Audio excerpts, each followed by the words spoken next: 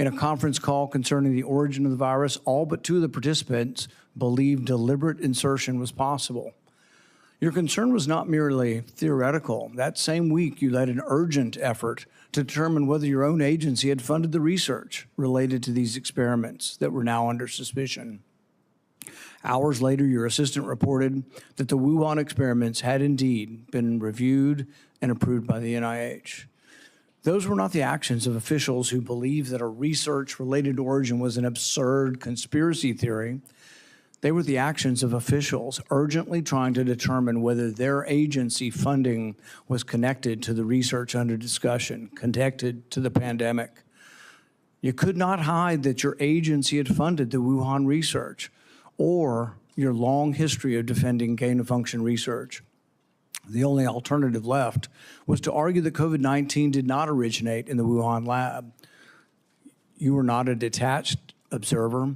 You had an institutional interest in the public believing that federally funded research had nothing to do with the pandemic. It was a conflict of interest from the very beginning. The authors of the proximal origin of SARS-CoV-2 privately had serious doubts about a natural origin. Within days, though, they flipped, and they all wrote in proximal origin that the virus was almost certainly not a laboratory construct. That paper was then used by the government and the media and you to discredit Americans who were asking the same questions that you and the authors were asking yourselves privately. You even cited proximal origin from the White House podium. You held it out as evidence that the virus could not have been engineered, but you didn't disclose your role in the discussions that preceded the writing of the paper. You did not disclose the author's original concerns. You did not reveal that you had been part of the paper, that you had read and offered editorial comments on the paper before it was published, before you began using it as evidence that it couldn't have originated in the lab. You did not disclose that you had immediately investigated yourself whether NIAID funding might be connected to the research. You did not tell the American people the full story. Duly released private messages indicate that the doubts with the authors and others didn't disappear after the publication. So while this was being waved at the White House to show that it couldn't come from the lab, the authors were still privately continuing to assign a meaningful probability to a laboratory origin, one thing in public and another in private. Some of the same scientists discussed avoiding email and carefully managing communications that might eventually be obtained under the Freedom of Information Act. The pattern is straightforward. Privately, there was alarm, then an immediate inquiry to see if NIAID's possible exposure to funding, then a rapid public declaration of certainty, continued private doubt, and then years of resistance to disclosure. The question is why? The only logical answer is that your primary concern was avoiding culpability. Your primary concern was hiding the fact that you had approved the funding for this dangerous research. Your support of gain-of-function research is extensive and long-standing. In 2011, your agency funded Ron Fauci's laboratory when it mutated the avian flu until it could spread through the air between mammals. This was the tipping point. This is when others became worried. You funded this. You advocated for this. The federal government's own biosecurity board, though, recommended withholding the details of these experiments because of the danger the research posed. People were concerned that publishing it was publishing a roadmap to creating bioweapons around the world. But you sided with the gain-of-function scientist Fauci and argued that the benefits of publishing the research far outweighed the risks. You defended this avian flu transmissibility experiments as critical research. You wrote that even if a scientist became infected and triggered a pandemic, the benefits of the gain-of-function experiments outweighed the risk. In 2014, your agency, NIAID, began funding the Wuhan bat coronavirus work. In 2015, Ralph Barrick and the Chinese scientist Shi Zhengli published NIAID-supported research combining a bat coronavirus spike protein with a SARS backbone. The resulting virus could infect human airway cells. It's a novel virus that now can infect human cells. It gained transmissibility it gained function. In 2018, the same group of scientists, EcoHealth, Barrick, Xi, and their collaborators submitted the diffuse proposal, which involved the insertion of a furin cleavage site into the coronavirus. DARPA rejected it as too dangerous. When COVID was sequenced, though, early on in January of 2020, within days, scientists discovered that, lo and behold, it had a novel furin cleavage site, just as had been proposed in the diffuse project. This was either an extraordinary coincidence or a smoking gun, evidence that the Chinese had created COVID-19. It made the laboratory origin question more legitimate, and it made your categorical public denials indefensible. On May 11th, 2021, you told the Senate, the NIH has never, ever, and does not now fund gain-of-function research in Wuhan, in the Wuhan Institute of Virology. When I gave you the opportunity to correct the record, to reconsider the statement, you responded that you had never before lied to Congress. We were then told that only the government's narrowest regulation of definition counted here, that you could define gain of function in one way in which this wasn't gain of function, in which all of the common sense of the world would be thrown out, all of the idea that the mice were dying and the virus was more transmissible didn't matter because you had a technical definition that allowed you to fund it. But the real question is, was it dangerous? Was it a wise decision to fund this? And you haven't deviated from that. You've never admitted that it could have been a mistake funding this research in China. The American people weren't asking for a semantics debate over what is gain of function. They were asking, does common sense say this research was dangerous in Wuhan? They wanted to know whether their money-funded experiments in Wuhan that made bat coronaviruses better able to infect humans. The answer is yes. They wanted to know whether NIAID adequately supervised their work. The answer is no. When you defended this research, you described its benefits in the broadest terms. But when Congress demanded accountability, you hid behind the narrowest possible definition. You can't have it both ways. Your conduct concerning federal records raises further questions. It is a crime to destroy federal records. Yet our investigation reveals your assistant diligently reported that she deleted tons of emails. In 2024, you testified that you did not delete federal records. Who's telling the truth, you or your assistant? The committee has obtained repeated instructions from you telling federal officials to delete communications. On February 2nd, 2020, one day after Origin's call, you told Francis Collins, please delete this email after you read it. The committee asked for your voluntary cooperation to come today. Your appearance had to be compelled by subpoena. You're here today under duress. You're here today because of the court ordering it. President Biden issued you a sweeping pardon extending back to 2014, the same pardon he gave to his son Hunter. A pardon may protect a person from criminal prosecution, doesn't rewrite history. It does not erase documents. It does not convert a misleading statement into a truthful one. And it does not prevent Congress from establishing what happened. There will be another pandemic. There will be another crisis. And there will again be officials who insist that uncertainty must be hidden for the public's own good. They will demand obedience. They will invoke science. I am the science, as though it were a commandment. They will argue that government officials cannot be questioned because questioning them would undermine public trust. They have it backwards. It is secrecy that destroys trust. It is arrogance that destroys trust. It is censorship that destroys trust. And it is the refusal to admit error that destroys trust. That loss of trust may be your most damaging legacy. Trust can't be ordered. It has to be earned. No scientist is above scrutiny. No government official is beyond accountability.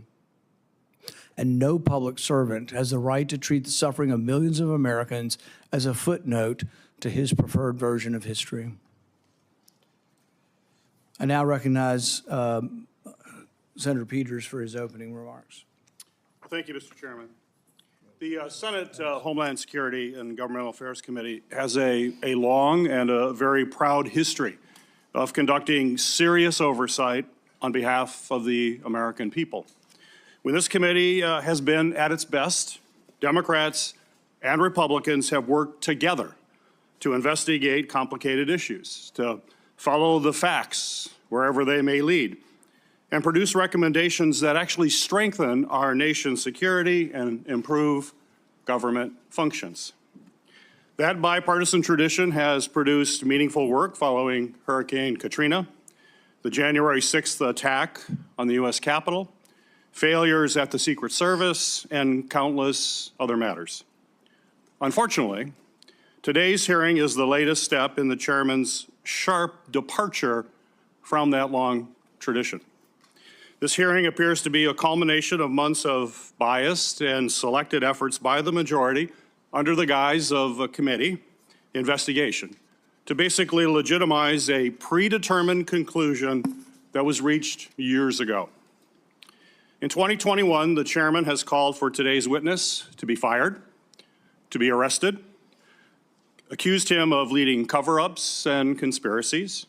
He has even featured the witness prominently in fundraising emails and on the cover of his book. He has also called for the cancellation of the witness's security detail, despite the fact the witness and his family have received numerous credible death threats.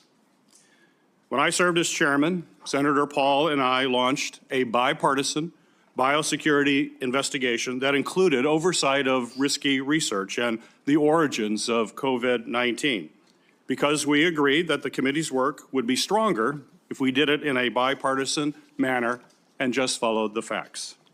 That was and continues to be an area of legitimate and certainly needed oversight. As chairman, Senator Paul has taken the opposite approach. He has abandoned longstanding practice by blocking minority participation in committee oversight actions and has chosen to selectively release committee records that the minority has never had any access to in order to support his pre-drawn conclusions. The chairman has repeatedly excluded committee's minority and withheld documents and evidence from members that are entitled to receive them, disregarding longstanding Senate rules and committee precedent that have preserved the credibility of our oversight in this committee for decades. I have raised these concerns directly with the chairman because it's not just what we investigate that matters, but how we conduct that investigation. That also matters. One-sided investigations designed to validate predetermined conclusions do not serve the American people who sent us to actually uncover the truth and to solve problems. I wrote to the chairman requesting that he adhere to committee rules. But instead of addressing concerns that I raised, he removed part of the committee's website from the public view. This move not only prevented the public from being able to view those lists of concerns, it adds serious questions about the desire for transparency and legitimate oversight of this matter. But what makes today's hearing particularly disappointing is not simply the chairman's actions, but what we could be using this committee's true and time oversight responsibilities to accomplish. This committee has not held its annual threats hearing at all in this Congress.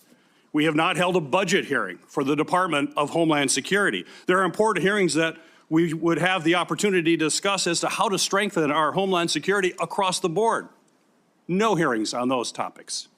Instead of focusing on the national security challenges that we are facing in our country right now, today's hearing looks backwards, revisiting questions this committee has already examined, including through bipartisan work that Senator Paul and I conducted together when I served as chairman of this committee.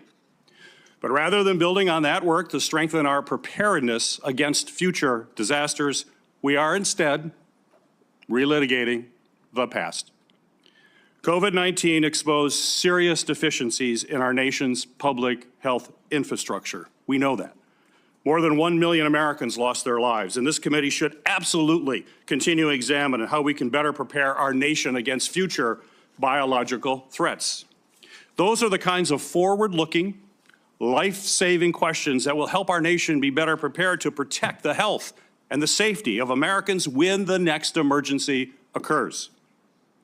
Unfortunately, at this precise moment, we should be strengthening our capabilities, The Trump administration seems to be doing everything in their power to actually weaken our capabilities. The administration has hollowed out the public health workforce. They have fired, pushed out, and cut funding for public health personnel, shrinking the CDC workforce by a quarter. Thousands of experienced scientists have left government service, and with them has gone critical institutional knowledge that cannot be easily replaced, certainly not quickly replaced. The administration, thanks to political operatives like Russell Vought, has slashed or illegally withheld funding for life-saving medicines and cutting-edge technologies that let us rapidly develop them during an emergency. Mr. Vought is now further politicizing the federal grant-making process, proposing to subject all federal grants, including those for disaster relief, housing development, and cancer research, to the whims of political appointees, not nonpartisan experts. All of this has left the American people more vulnerable to infectious disease threats, and we are already tragically seeing the consequences. Staffing and funding cuts have slowed the federal, state, and local response to ongoing outbreak of a foodborne parasite, which has sickened thousands in my home state of Michigan, as well as across the country. At the same time, the administration cuts to global health programs and international partnerships have greatly reduced our ability to contain dangerous diseases like Ebola before they spread to our shores. We should be examining whether our federal health agencies have the personnel and the resources they need to effectively prevent, detect, and respond to these threats. We should be asking how to strengthen our biodefense efforts to deter our adversaries and prevent biological attacks against our country, and how our government can better coordinate and communicate during public health emergencies. These are the kinds of forward-looking matters that are worthy of this committee's time. Instead, we are here continuing the chairman's year-long focus on one individual. History tells us, unfortunately, another pandemic is all but inevitable. The question is whether Congress and this committee will work to better prepare our country for it, or continue looking backward while our public health infrastructure crumbles around us.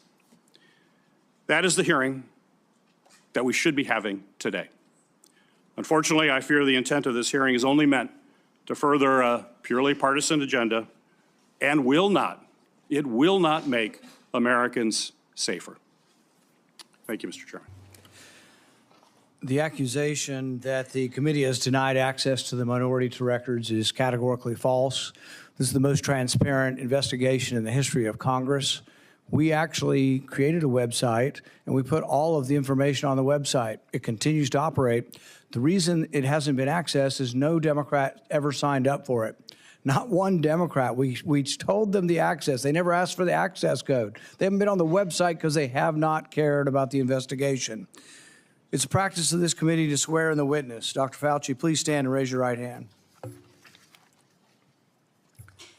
Do you swear that the testimony you will give before this committee will be the truth, the whole truth, and nothing but the truth? So help you God. Dr. Anthony Fauci, you are recognized for 5 minutes for your opening statement. Mr. Chairman, Ranking Member Peters, members of the committee, I served at the NIH for over 54 years, 38 of those as director of the National Institute of Allergy and Infectious Diseases. Over that period, I proved that I believe in and respect the value of legitimate congressional oversight. In fact, I testified before and/or briefed Senate and House Senate and House committees well over 200 times over those 38 years.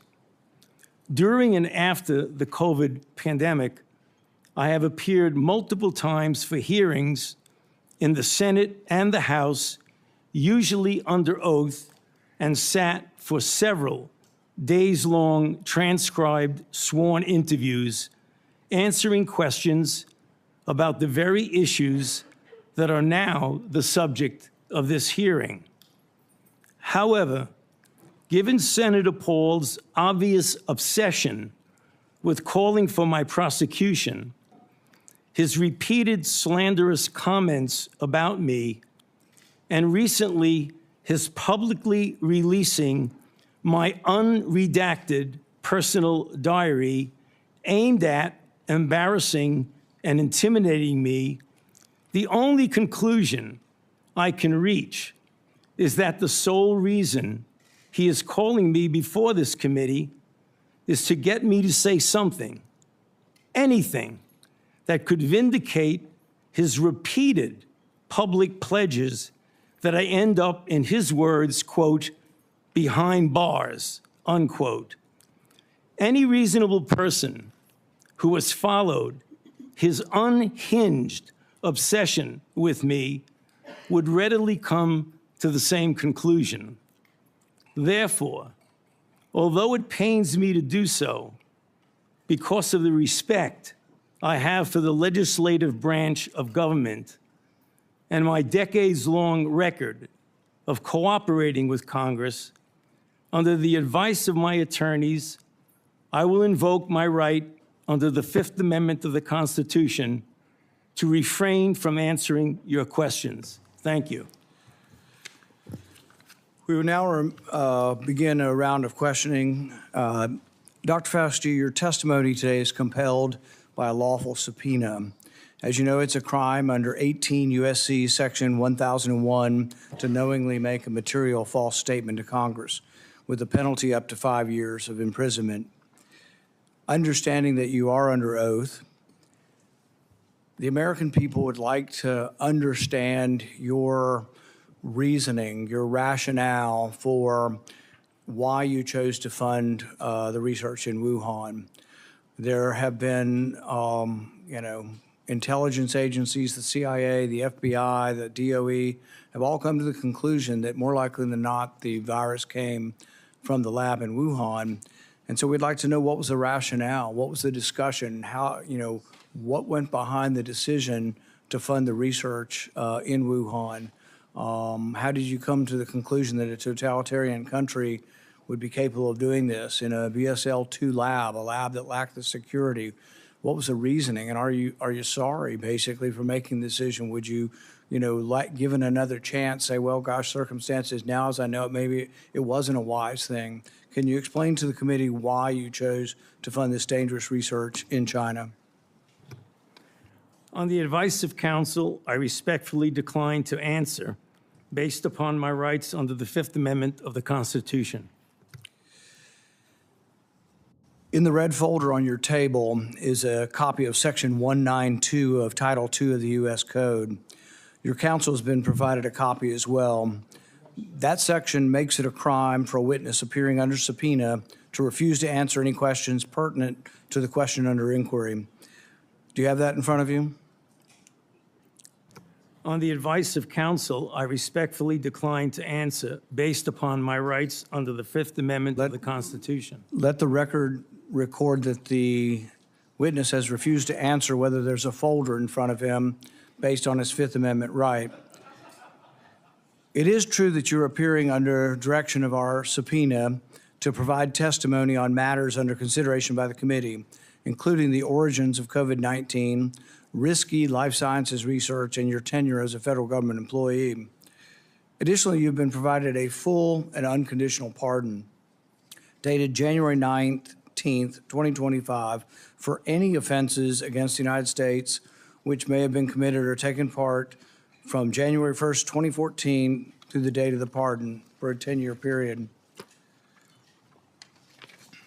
arising from or in any manner related to your service as director of the National Institute for Allergy and Infectious Diseases, as a member of the White House Coronavirus Task Force, or the White House COVID-19 response team, or as chief medical advisor to the president.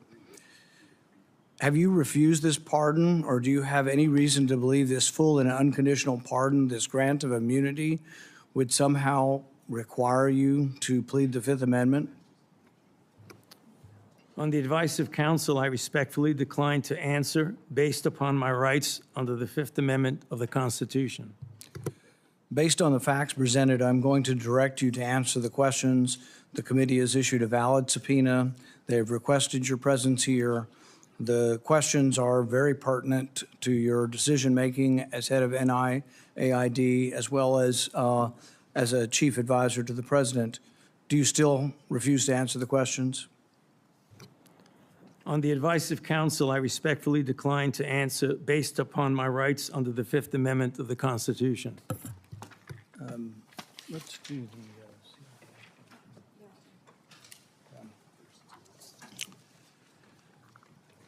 Dr. Fauci, were you ever made aware of gain-of-function research on monkeypox being conducted at the National Biodefense Analysis and Countermeasure Center, NBAC, at Fort Detrick? On the advice of counsel, I respectfully decline to answer based upon my rights under the Fifth Amendment of the Constitution. Dr. Fauci, did the CIA ever transfer funds to NIH under an interagency agreement? On the advice of counsel, I respectfully decline to answer based upon my rights under the Fifth Amendment of the Constitution. I'm going to, but I need the long list of the gain-of-function questions.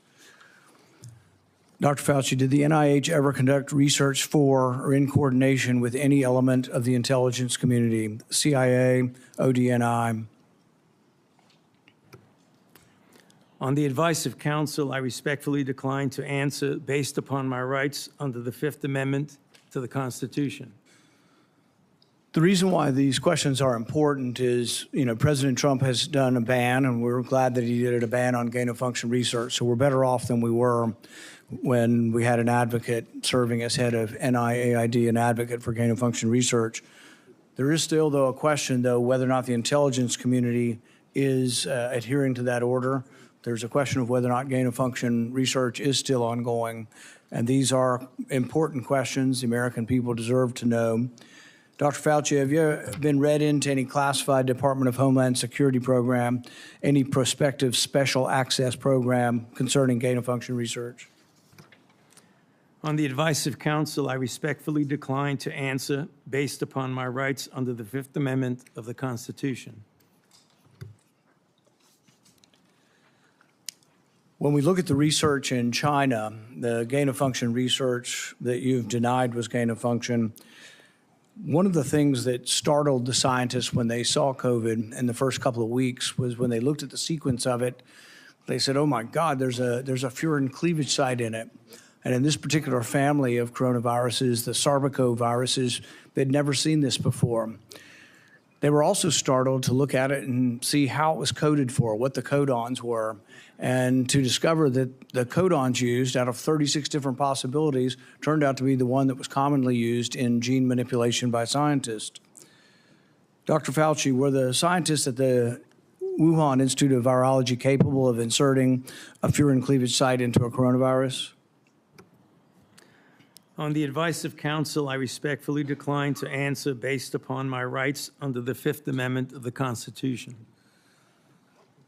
So one of the experiments that was pretty common was they would take the backbone of a SARS virus, and this would be a SARS virus that the backbone itself wasn't that dangerous, but then they would dig through guano, 300 feet underground, bat guano. They'd find other viruses, unknown viruses. They'd take the S protein off of an unknown virus and stick it on a backbone. And then they would infect mice that have humanized cells. And they were trying to discover if they could create a virus that infects humans. Now, many people would say, well, gosh, that doesn't sound like a really good idea to create viruses that don't exist in nature to see if they'll infect human cells. What if one escaped? What if you keep infecting this and do serial passage, you actually adapt the virus to be infectious to humans? So the question is whether or not, Dr. Fauci, the Wuhan Institute of Virology was combining an S protein with one virus with the backbone of others, and could this lead to a virus, maybe it wasn't even predicted, but could it lead to viruses that gained in function and then could lead to a pandemic? On the advice of counsel, I respectfully decline to answer based upon my rights under the Fifth Amendment of the Constitution. One of the arguments that you and others have made against this virus coming from the lab is it couldn't have come from the viruses that have been published. And nobody's really arguing that. I think from the very beginning, people acknowledged that the viruses that have been published are too far evolutionarily distant from a virus that could have become COVID-19. But what has never been acknowledged by the side who tries to call the other side a conspiracy theory, which is really something you don't usually see in a scientific debate. This is the first time I've ever seen an article printed in Lancet by your friends who called this a conspiracy theory. You know, these are the kind of things you see as a screed on a political, website. You don't really see this in science.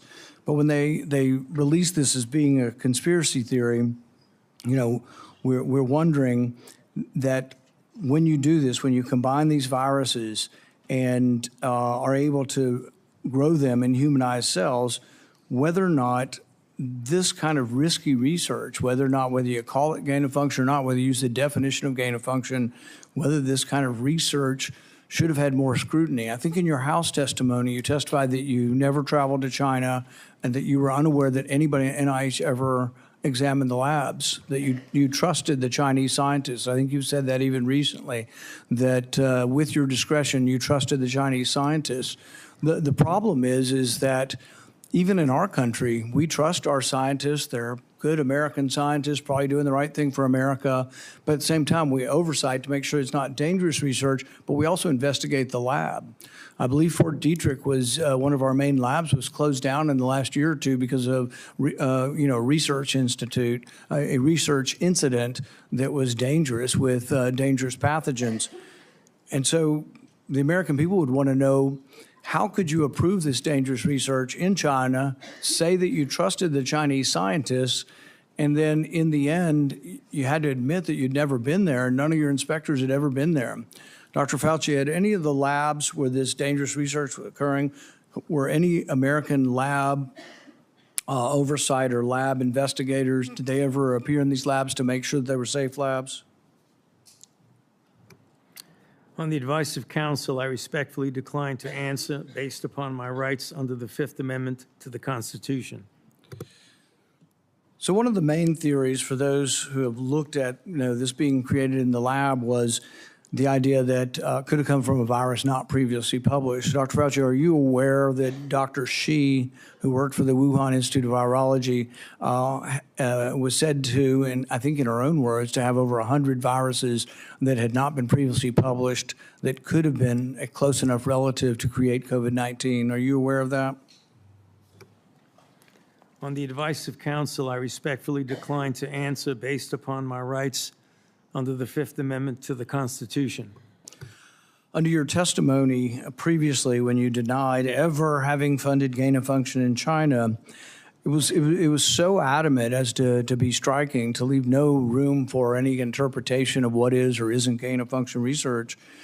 But there's another important question. Did you fund gain of function research in other biolabs around the world? On the advice of counsel, I respectfully decline to answer based upon my rights under the Fifth Amendment to the Constitution. The one research project that we do know you did fund is the one that Ron Fauci did. And it's important to talk about because this sort of was the beginning of the debate over gain of function. And this wasn't just me. I wasn't even aware of the debate 10 years ago. This was other scientists. Over 200 scientists at the Cambridge Working Group signed a protest because they didn't think you should fund the research, and they didn't think it should even be published because it was sort of a roadmap as to how to make a bioweapon. So what they did was the avian flu, and this is important. It may be the most important question we get to here today. The avian flu has about 50% mortality for humans. The good news, though, about animal viruses is they don't infect humans very well. It will infect humans, but doesn't go human to human very well. Ron Fauci, with the money that you provided to him, did an experiment where he caused purposeful mutations to create a new virus, an avian flu that didn't just infect birds well, but actually infected mammals well, went ferret to ferret in an aerosolized manner. People saw this and were aghast, at the decision-making process that you decided to fund this. But this is when, the debate came about, and you wrote in support of this in the Washington Post, and you said, even if a scientist is bitten, even if a pandemic should occur, the knowledge is worth the risks. Do you still stand by that? Would you like to qualify at all whether or not the knowledge of gain of function is worth the risks, particularly in this case, since we now know 15 million people died worldwide? Many people believe this came from the lab. Do you think that the risks really are worth the benefits for gain of function research? On the advice of counsel, I respectfully decline to answer based upon my rights under the Fifth Amendment to the Constitution. All right. We're going to finish with this question, and it's based really on that statement, that general statement in your support for gain of function, the idea that the benefits outweigh the risks. So there are many other people who disagree, and they aren't politicians or not. I don't know what party they're in. David Relman is probably one of the most esteemed, and he is a scientist at Stanford. He, I think, has classified clearance. He's been a consultant to our government probably for a decade or more. And he's written about this publicly. He says the opposite. He said that the risks of this research do not outweigh the benefits. He said the risks, we shouldn't do it. Richard E. Bright, who's been involved in this debate for 2 decades, says the same thing. Says we really shouldn't be doing this at all. There's a quote also by, the Kevin Esfelt quote, is that at the very end?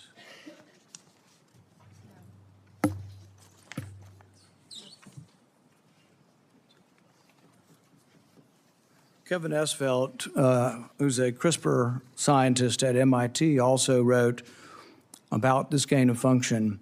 I implore every scientist, funder, and nation working in the field, please stop. No more trying to discover or make pandemic-capable viruses. No more experiments likely to disseminate blueprints for plagues.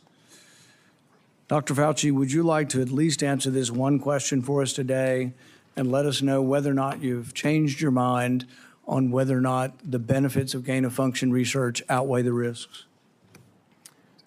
On the advice of counsel, I respectfully decline to answer based upon my rights under the Fifth Amendment to the Constitution. The chairman has denied your assertion of privilege and directed you to answer, but you nonetheless refuse and stand on privilege despite the existence of the pardon. The committee will have to consider after this hearing what appropriate action should be taken against you for the failure to testify after being directed to do so. It's against the law to obstruct an investigation of Congress. There will be repercussions to your refusal to testify today. Senator Peters.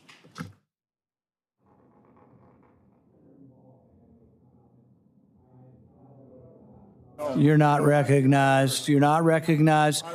If you are unruly, you will be removed from the proceeding. You are not recognized, and you are not recognized, sir. Sir, you are not recognized. You are not recognized. Security, we'll hold off. But you will respect these proceedings. You were told not to sit at the table. You insist on sitting at the table, and we told you would not be recognized. You are not invited here for testimony, sir. You are being disruptive. Would you behave this way in a courtroom? No, because the judge would put you in jail. I can't do that today, but I can have you escorted from the premises. So I would say, sir, sit quietly and don't say another word. I said, sit quietly. You are not recognized. Another word and you're gone.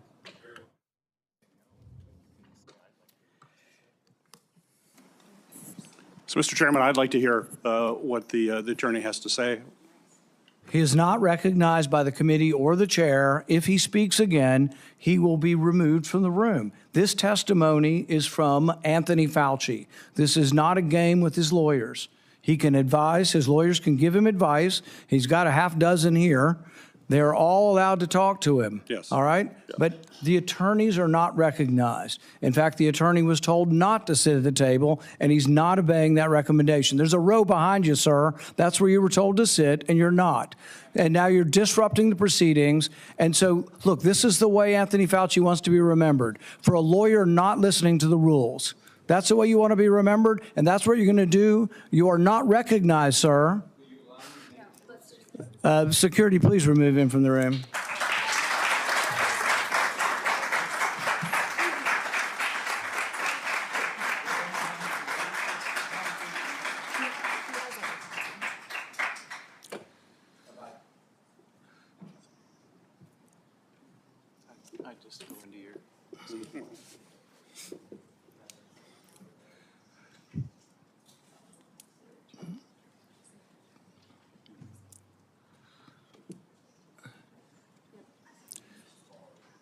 Let the record state that Dr. Fauci will still have the advice of the other half a dozen attorneys that he brought along today. Senator Peters. Thank you, Mr. Chairman. The COVID-19 pandemic is not the first or the last public health crisis to impact our nation. In December 2022, I released a report that identified significant failures in our federal government's preparedness and initial response to COVID-19. This report contained 17 key findings. It's a very large report, which I have right here. It contains 17 key findings and corresponding recommendations, including the need to invest in sustainable domestic manufacturing capabilities for critical medical supplies, build the infrastructure needed to surge testing capacity for infectious diseases, and robustly fund public health emergency preparedness and responses across all levels of government. Unfortunately, multiple administrations, including the current Trump administration, have failed to fund or to reform our health preparedness. This is something that I would hope the committee in the future would investigate. It needs to be taken a look at. It also feels like a new public health threat is hitting us every month. There's a foodborne parasite affecting thousands of people in Michigan and across the country, and our federal agencies still haven't fully pinned down the source of that outbreak. Measles cases in this country are at the highest they've been in 35 years. More children are getting sick and even hospitalized from this preventable disease.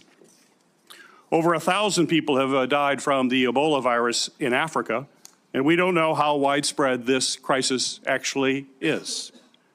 We have a hantavirus scare on a cruise ship, and though it hasn't made headlines in the way that the screwworm threatening our food security has, I remain concerned about bird flu that is also spreading and could one day cause a pandemic. This is also something this committee should be investigating and holding hearings on.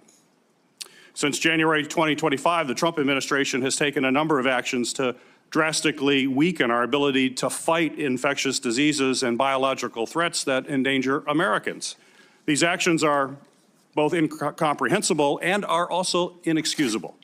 They include slashing funding for public health and infectious disease research, canceling contracts for cutting-edge vaccine technology, shutting agencies responsible for tackling infectious diseases around the world, firing thousands of federal employees with keeping our communities and our medicines and our food supply safe, and injecting political appointees in what should be non-political grant-making functions. That is something this committee should be looking at. I could go on. I could go on all the topics that we need to be looking at moving forward to protect this country. We're not doing that in this committee. That's what this committee was designed to do. It's what it has done throughout history. It has done it in a bipartisan way. We should get back to that and think about the future of this country and keeping this country safe. When a crisis like COVID-19 strikes, we have an obligation to examine what went right and what went wrong to provide accountability for the American people. Congress certainly has done that. Between the House and Senate, nearly 20 different committees, including this committee, as I mentioned, have conducted oversight of the COVID-19 pandemic, conducting transcribed interviews, holding dozens of hearings, and released more than 10 reports. Today's exercise, unfortunately, is a stark departure from those largely bipartisan, legitimate efforts. The chairman has shut the minority out of participating equally in these efforts, withheld information, selectively released documents, actions that completely undermine the credibility of this investigation. I will enter a record without objection, Mr. Chairman, a letter that I sent to you that detailed all of those areas that we have concern with and where we were shut out. Without objection. We'll provide other details as well. I think today's hearing, unfortunately, does real damage. It's tempting to turn one person into the scapegoat for a crisis that hundreds of officials across both the Trump and the Biden administration were responsible for handling. And it does so in a way that people that are facing death threats This is only going to unfortunately deter other scientific experts from public service to understand that this is what they would have to go through as they provide their advice to us. We're not going to make our nation safer, and I hope that we can restore by doing these kinds of activities, and I hope that we can restore our legitimate bipartisan oversight that's going to help strengthen our public health and pandemic preparedness and other homeland priorities. That's what this committee needs to focus on. It hasn't the last year and a half. Let's hope it does in the future. Thank you, Mr. Chairman. Senator Johnson. Thank you, Mr. Chairman. Dr. Fauci, I hope the American people listen very carefully to Chairman Paul's opening statement.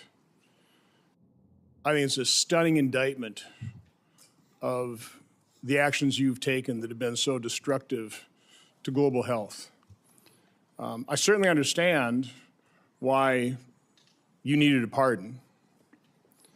I certainly understand why, on the advice of counsel, you're not answering any questions, because I think it'd be almost impossible for you to answer the questions truthfully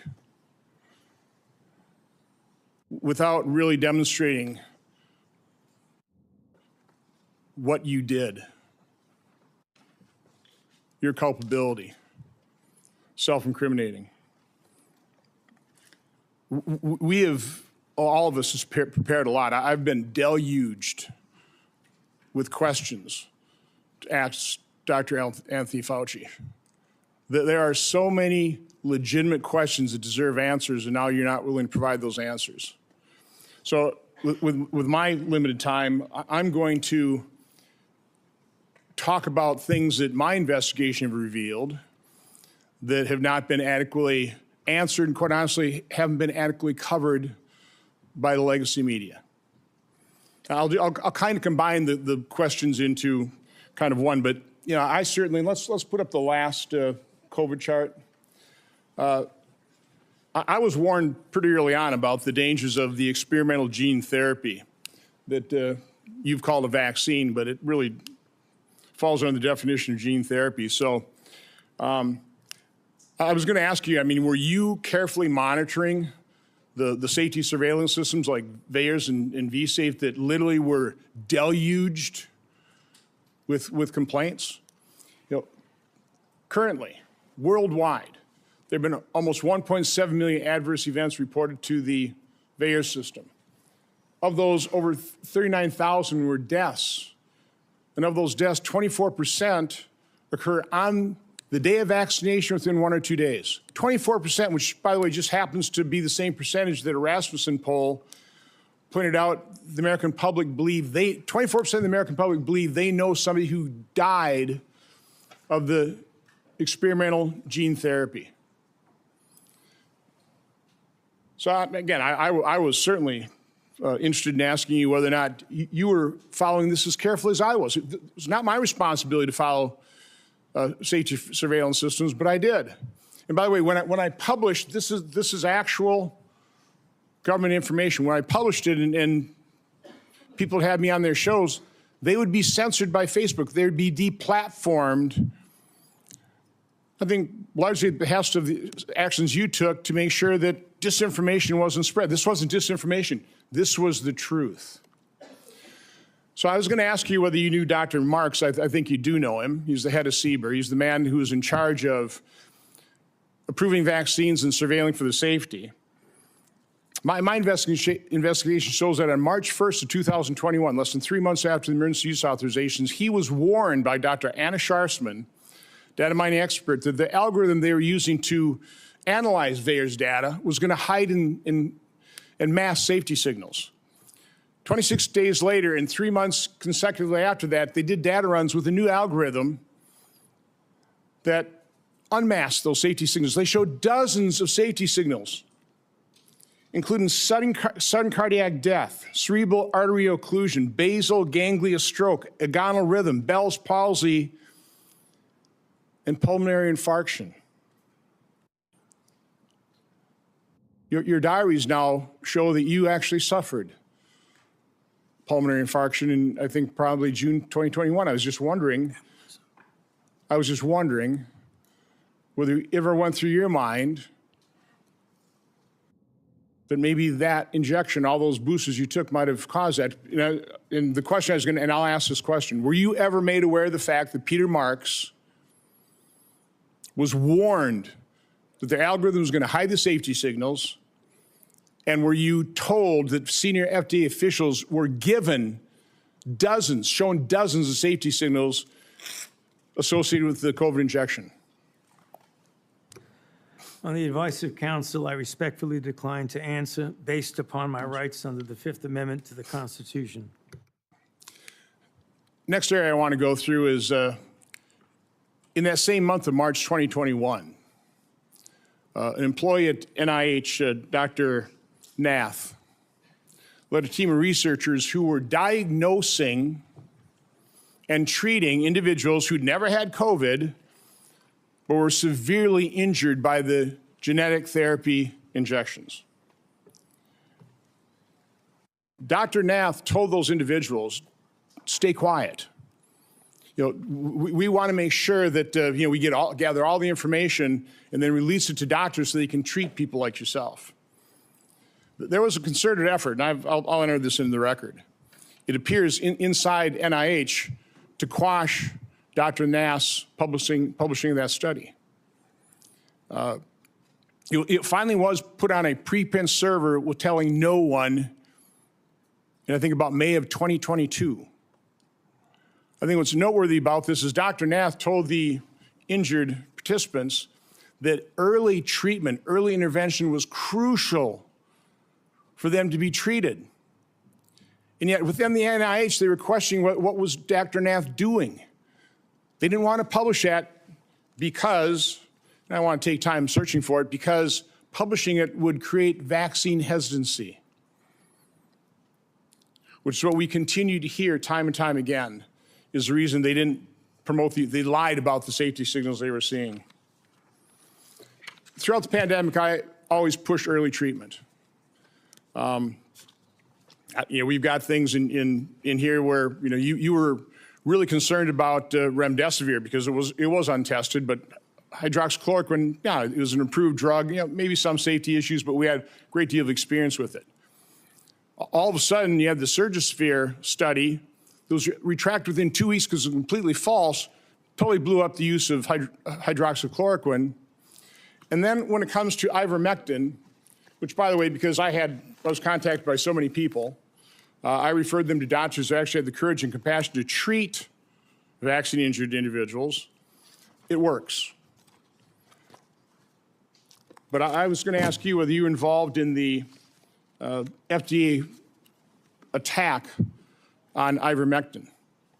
You had a interview on CNN on August 29th of 2021, where, again, I just don't want to take time to find the exact quote, but you said there's no evidence that ivermectin is helpful. On that exact same day, and I've got the studies right here. There was a website that was tracking the random controlled studies. Here they are, showing 60, 70% efficacy of ivermectin. The same day you say there's no evidence, there was all kinds of evidence. Loved ones had to go to hospitals, had to sue hospitals. Just, would you try it? So I would want to know, to what extent were you involved in sabotaging hydroxychloroquine, ivermectin, and did you do that because you knew the only way you get an emergency use authorization for these drugs, these experimental gene therapy, was if there was no effective treatment, you couldn't get the emergency use authorization. So is that why you helped sabotage these cheap generic drugs in favor of remdesivir, which, by the way, nurses, are you aware of the fact that nurses called it run, death is near? On the advice of counsel, I respectfully decline to answer based upon my rights under the Fifth Amendment to the Constitution. Let me end on this note, because this just came to light. We've got 11 million pages of documents. We also have other people who were in the room. But now we know you actually lied to your own diary. On March 27, 2020, you wrote in your diary, "To my surprise yesterday, the POTUS sent a letter to governors outlining a plan to reopen county by county while monitoring the spread of virus in the low-risk counties. This was half-baked and never shown to Deb or I before it was sent out." So we have evidence that, in fact, you were fully aware of it and certainly approved, if not authored it. So I was just simply asking, I mean, is that true? I mean, did you literally lie to your own diary? Did you know of that letter sent out to governors about reopening county by county? And again, Mr. Chairman, I'd ask you to ask the witness to just answer that one simple question. On the advice of counsel, I respectfully decline to answer based upon my rights under the Fifth Amendment to the Constitution. Thank you, Mr. Chairman. Senator Hassan. Thank you. Dr. Fauci, I want to start by thanking you for more than 50 years of service to this country at the National Institutes of Health. And it is unfortunate that you have been put in the position that you are in today. And it must be enormously frustrating to know that this hearing is designed to entrap you. It must be very frustrating for your attorneys to hear the chair's mischaracterization of the legal issues and posture that impact your decisions at the witness table today. Meanwhile, I was going to ask you a series of questions about things that are relevant right now to the people of the United States about the state of public health in this country. Since President Trump took office in 2025, more than 4,500 cases of measles have been reported. That is more cases in the year and a half since Donald Trump has been president than were reported from 2000 to 2024 combined. Children are dying because there has been increased vaccine hesitancy, fueled by Robert F. Kennedy Jr., the Secretary of Health and Human Services, and frankly, his entire administration. Thousands of people in the United States of America have been sickened by a foodborne parasite, and the outbreak is nowhere near under control, as staffing at the FDA and other critical public health entities has been slashed by Russell Vought and Elon Musk. Last year, the National Institutes of Health awarded 201 fewer grants compared to the previous years. 207, I am corrected, compared to previous years. As those grants were either canceled or delays, especially at the beginning of the Trump administration, I can tell my colleagues what the impact was on people in New Hampshire, on scientists in New Hampshire, on clinical trials in New Hampshire where people's cancer treatment was interrupted because Elon Musk and Russell Vought know better, they say, than the people at NIH about what to fund. And because they did some sort of word search, it seems, for some of the grants, and boy, oh boy, if you were studying rural health in New Hampshire and trying to understand how to better engage people who need health care in rural America, that was off the table. America is losing researchers and scientists to other countries because researchers and scientists, highly trained, highly qualified, invested in often by the American taxpayer, are finding the hostility from this administration so strong that it interferes with their science, and they want to pursue science wherever that science takes them. I also sit on the Health, Education, Labor, and Pensions Committee. We have had a number of hearings with nominees recently to fill critical spots. One of those nominees is Dr. Erica Schwartz, a brilliant woman, medical degree, biomedical engineering degree. I think she also told us she has a law degree and a master's in public health. She was a two-star admiral. in the United States Navy, an experienced doctor. And yet, when I asked her if she would push back at Secretary Kennedy, if he instructed her to suspend the promotion of the flu vaccine as he did some point in the last few months, there's an email to prove it, she couldn't answer that question. She either could not, would not, or had been bullied into evading a question about whether she, as the director of CDC, would stand up to Secretary Kennedy, the most unqualified Secretary of Health and Human Services this country has ever seen, and more than unqualified, somebody who pursues conspiracy theories, degrades people with disabilities, and continues to promote disproved science. That's the state of healthcare and public health in this country right now, not to mention the $1 trillion or so of cuts to the Medicaid program that is decimating healthcare in my state and decimating it around the country, not to mention the refusal of my colleagues and this administration to extend critical tax cuts for people who are trying to afford insurance on the Affordable Care Act. I just was at one of my community health clinics, and they are reporting fewer and fewer people coming in for care, disrupting care because they can no longer afford health insurance. And that is impacting, of course, the revenue stream to the community health clinic, their ability to hire and pay people, their ability to take care of their community. That's what I wish we were having hearings about in this committee and in the Health Committee. That's what I wish we were trying to address in a bipartisan way. But instead, we are here in an attempt to entrap you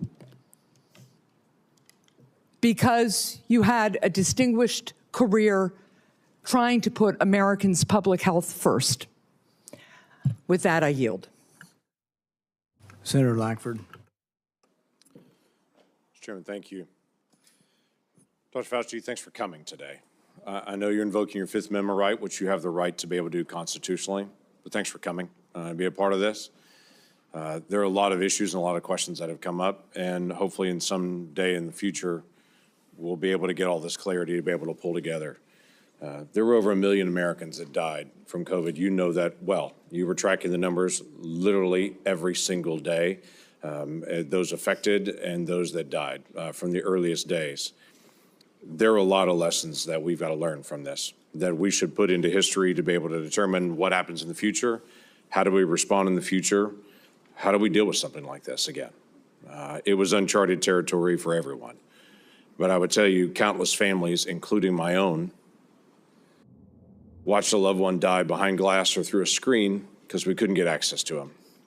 Children couldn't get to school.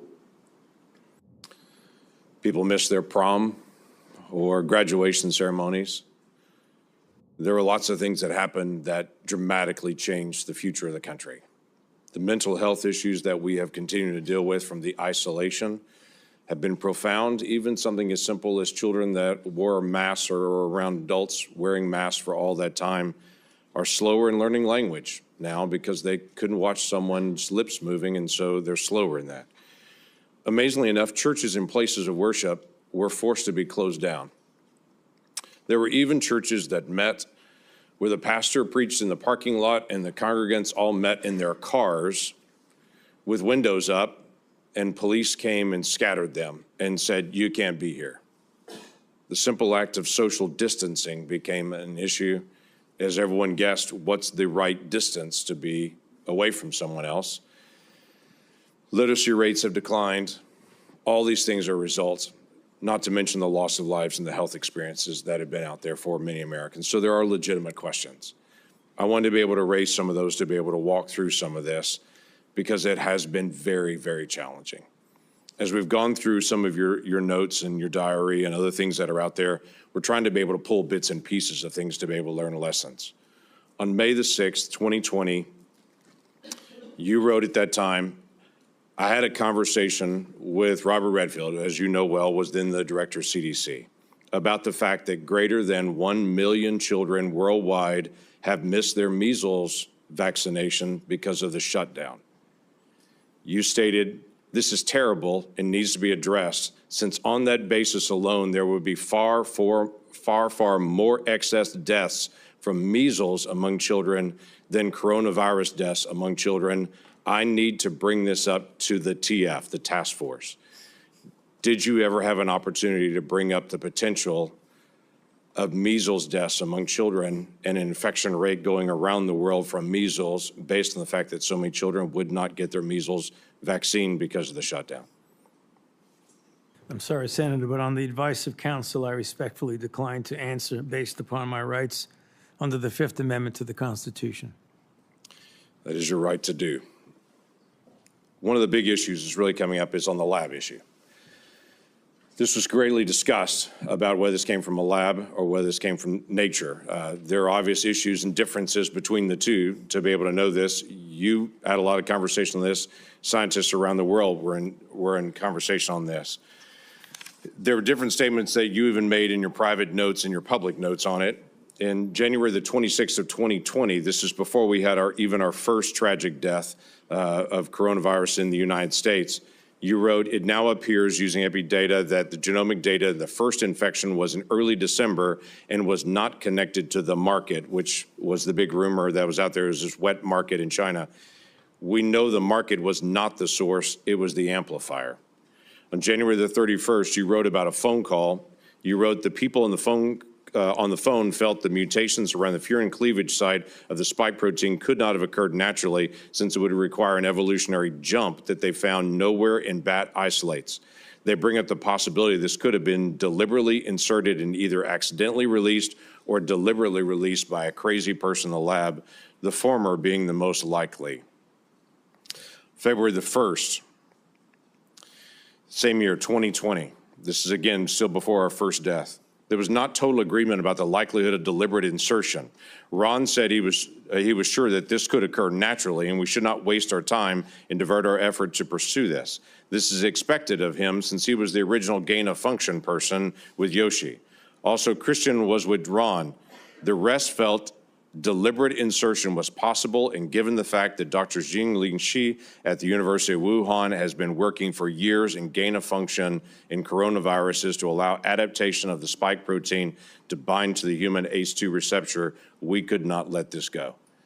That's a remarkable statement for February the 1st of 2020, when there hadn't even been the first death here, but we knew something was moving. You knew well that something was moving. You identified February the 1st before any of us had ever heard of the Wuhan lab, not only the Wuhan lab in the conversation, but literally the scientist that you named in your own notes, the lead scientist that was there. It's interesting to me on that. And the questions I was going to ask you was just your background and knowledge about the Wuhan lab and Dr. Shi and all the details. I'm aware of where you have been on trying to be able to plead your Fifth Amendment right, which is your right to be able to do. But I also want to be able to find out some facts to be able to help us for the future on this. The Lawrence Livermore National Laboratory in May of 2020 put out a classified document that has only been recently unclassified on this, that had this statement: we assess all the necessary conditions for an accidental release of a laboratory-modified coronavirus, specifically a coronavirus adapted to recognize human cell receptors, were present at the Chinese Wuhan Institute of Virology in mid to late 2019. Now, the question that I had for you is, this is May the 27th of 2020. This is the report that most people will see, is this. I have clearance. I serve on the Intelligence Committee.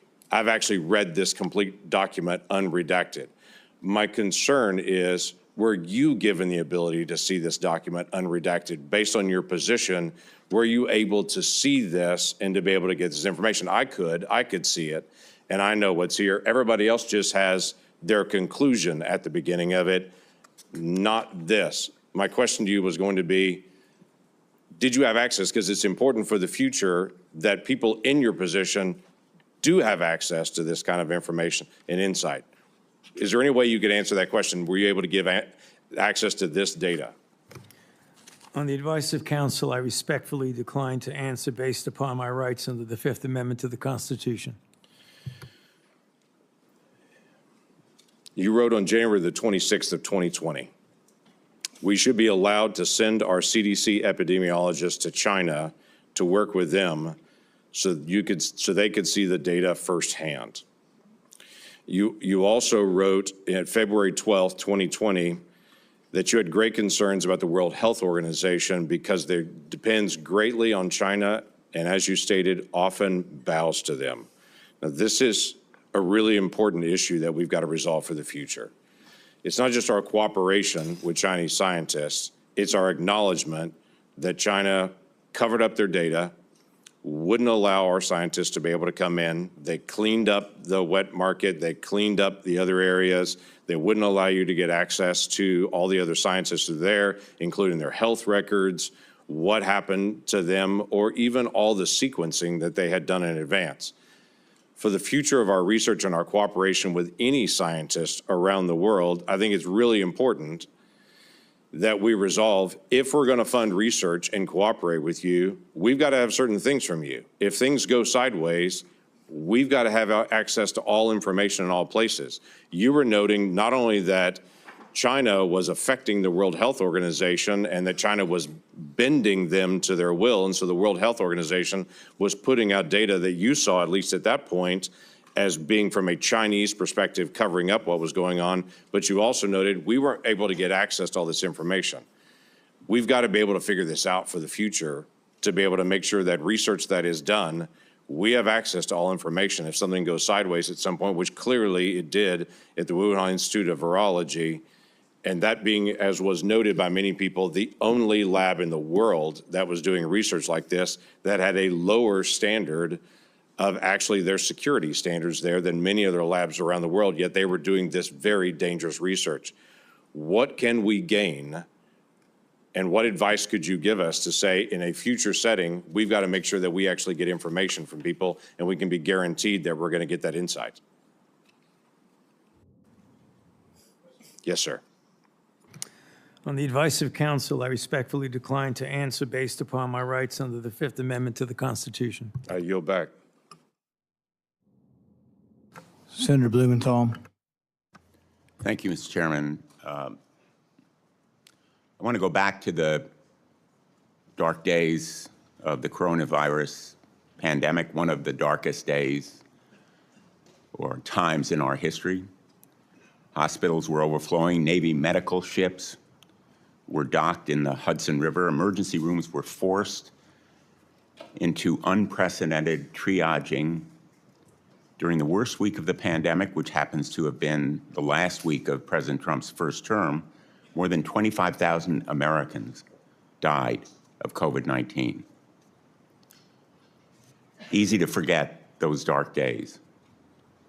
But for the past 18 months, the Trump administration has been engaged in a campaign to rewrite this history. And today's proceeding, I fear, is part of that effort, one of the darkest days in our Senate's history. The Trump administration has launched a baseless set of smears against vaccines that help pull us out of that public health crisis, vaccines that are undoubtedly President Trump's greatest accomplishment. It has slashed funding to local public health departments that were on the front lines of the pandemic. And those healthcare workers are heroes. It has disparaged those heroes as woke or wasteful. And it has used a politicized Department of Justice to target the researchers who helped us track and understand the novel virus. Today's hearing is another page in that playbook, sadly, tragically. Dr. Fauci, you've spent 5 decades in public service, including nearly 4 decades in leadership at the National Institutes of Health, helping to conquer COVID-19, but also HIV, swine flu, Zika, Ebola, and other epidemics with real-life results saving human lives. Put aside all the flowery rhetoric that we hear in the United States Senate.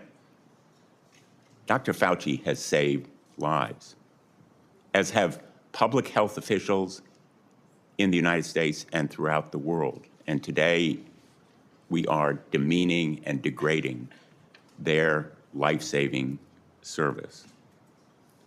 Republicans are eager to rebrand you as a villain in order to distract from their own failure to protect Americans from soaring healthcare costs. They've been rising astronomically in the last couple of years, and from unsafe food, which has caused cyclospora to spread, and resurgent measles as a result of the anti-vaccine policy.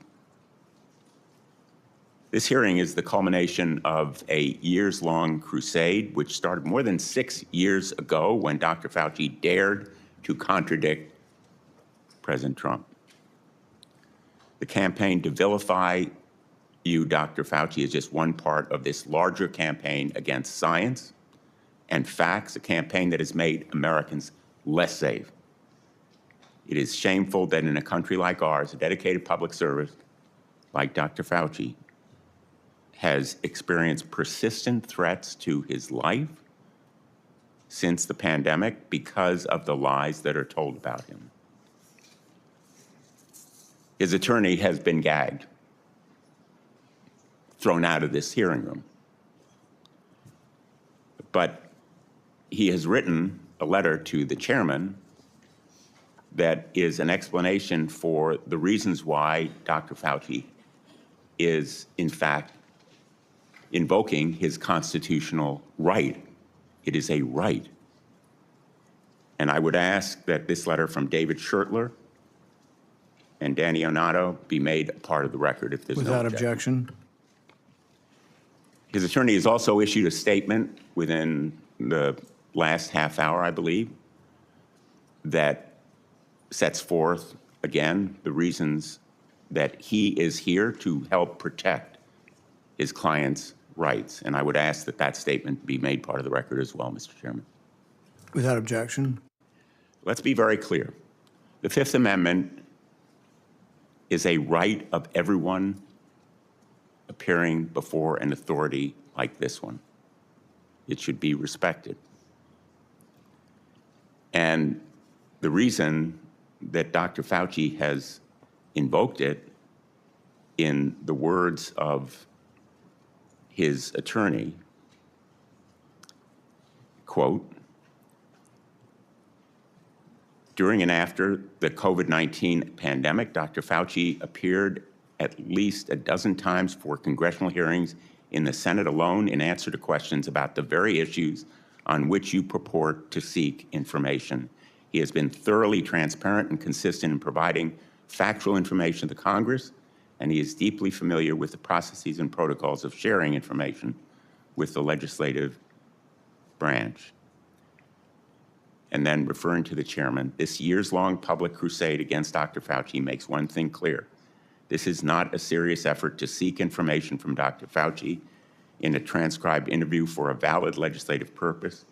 You are single-mindedly fixated on Dr. Fauci, seeing Dr. Fauci prosecuted for imaginary crimes, and you are so invested in that outcome that you have created a personal brand around it. Those are the words of his attorney, and he cites as well the statements of the chairman, which indicate a clear intent that the result of this proceeding be a prosecution. Quote, the power of some of us must be used for good, like putting Fauci in jail. That's from December 23, 2025. I want to give him a subpoena and a jail cell, also from December of 2025. The first was 2024. those kinds of statements by the chairman of a committee in tweets certainly provide a well-founded fear that the proceeding underway is simply an effort to trap Dr. Fauci in some kind of criminal wrongdoing. That is not the purpose of a congressional hearing, not the valid purpose of a congressional hearing. During some of the dark days in this body, under Senator Joe McCarthy, it became standard operating procedure to seek that kind of prosecutorial objective. We should not be part of a rerun of that kind of effort. This attempt to rebrand one of the most challenging times in our nation's history is a short-sighted act of desperation that will leave us less prepared for the next pandemic. It is an insult to the memory of more than 1 million Americans who died from COVID-19. If there are valid scientific questions about the origins of this pandemic, COVID-19, about the kinds of steps that were taken to counter it, about the need for more preparation, they should certainly be addressed, but not in a show trial, not as part of a continuing vendetta against a single individual. And unfortunately, I fear that is what we are seeing today. America deserves better. Thank you, Mr. Chairman. In no courtroom in America can you have your witness plead the Fifth Amendment and then your attorney gets to testify. That's what that letter is. The attorney's complaining and testifying, saying, he didn't do it, the prosecution's unfair. You don't get to do that. That's one thing you give up when you take the Fifth Amendment. You say, I'm not going to testify. I'm not going to give you any information. You don't then get to put your lawyer forward to justify it. He can do it in the press, but you can't come and testify. He was not invited to testify, and he was out of order, and it was appropriate to have him ejected. Senator. Chairman Paul, thank you for doing this. I think I know in my state people have been asking questions about Dr. Fauci for years. So Dr. Fauci, your entry has made clear that you love being a hero, a celebrity, and here having the eyes of the world upon you. You loved every newspaper profile, every photo shoot, every fancy dinner with the elites. To many Americans who lost family members, who lost trust in our federal government, you're not a hero. Unfortunately, you're a villain. You made yourself the story and abandoned the American people to serve your own ego. To begin, I would like to talk about your relationship with David Morenz. He was the senior advisor in the NIAID, Office of the Director, your office, for 16 years. He was your friend. He was a frequent guest at your house. You reportedly co-authored over 50 scientific articles with him. You turned to him first right after COVID-19 first occurred. Earlier this year, the Department of Justice charged him with conspiracy against the United States, in addition to other charges as part of a conspiracy to conceal information and falsify records to suppress alternative theories about the origins of COVID-19. Now, you've publicly kicked this man to the curb, saying, Dr. Morenz was not an advisor to me on institute policy or other substantive issues. So let's start with the use of personal Gmail accounts and David Morenz's relationship with Peter Daszak. David Morenz tells Peter Daszak, president of Equal Alliance, and you've got this in front of you, it's Exhibit 1, and it's already in the record as part of this. It says, quote, P.S. I forgot to say that there is no worry about FOIA. I can either send stuff to Tony on his private Gmail or hand it to him at work or at his house. He is too smart to let colleagues send him stuff that could cause trouble. Dr. Fauci, did Dr. Morenz's relationship with Peter Daszak concern you? Yes or no? On the advice of counsel, I respectfully decline to answer based upon my rights under the Fifth Amendment to the Constitution. Did David Morenz ever bring documents to your house? On the advice of counsel, I respectfully decline to answer based upon my rights under the Fifth Amendment to the Constitution. Did you ever receive a text about your work at NIAID to your personal cell phone? On the advice of counsel, I respectfully decline to answer based upon my rights under the Fifth Amendment to the Constitution. Did any text about your work at NID that went to your personal cell phone ever become part of federal records? On the advice of counsel, I respectfully decline to answer based upon my rights under the Fifth Amendment to the Constitution. Did you maintain a personal email account while serving as director? On the advice of counsel, I respectfully decline to answer based upon my rights under the Fifth Amendment to the Constitution. Did you ever receive work-related communications on that Gmail account from David Morenz? On the advice of counsel, I respectfully decline to answer based upon my rights under the Fifth Amendment to the Constitution. Did you preserve any work-related communications on that Gmail account from David Morenz? On the advice of counsel, I respectfully decline to answer based upon my rights under the Fifth Amendment to the Constitution. Did David Morenz ever provide you with documents outside of those two ways that would violate NIH policy for FOIA compliance? On the advice of counsel, I respectfully decline to answer based upon my rights under the Fifth Amendment to the Constitution. Now let's look at two other communications. You emailed David Morenz on January 26, 2020, quote, "It is important that I speak with you tonight. Please call me at home." This is part of Exhibit 2 that you have in front of you. This email is sent the same day, the exact same day you write in an internal document, quote, "Now we know the market was not the source, it was the amplifier," unquote. Would you call the origins of COVID-19 a substantive issue? On the advice of counsel, I respectfully decline to answer based upon my rights under the Fifth Amendment to the Constitution. Did you discuss COVID-19 origins with David Morenz on this phone call?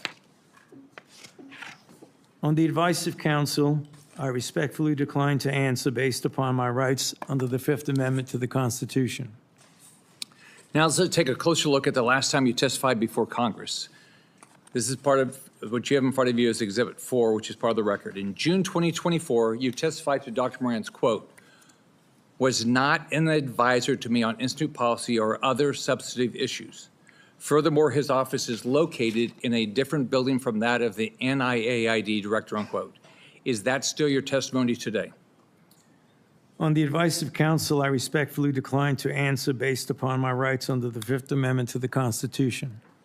So today, under oath, your testimony remains that Dr. Morenz was not an advisor to you on institute policy or substantive matters. On the advice of counsel, I respectfully decline to answer based upon my rights under the Fifth Amendment to the Constitution. Now, I've got Exhibit 5, which you have in front of you. On October 24, 2021, David Morenz texted you to provide information about and advocate for the controversial EcoHealth Alliance grant. You thank him and tell him that you will check the information. Would you agree that this shows an advisory relationship between David Morenz and yourself? On the advice of counsel, I respectfully decline to answer based upon my rights under the Fifth Amendment to the Constitution. Would you agree that you two were discussing a substantive issue? On the advice of counsel, I respectfully decline to answer based upon my rights under the Fifth Amendment to the Constitution.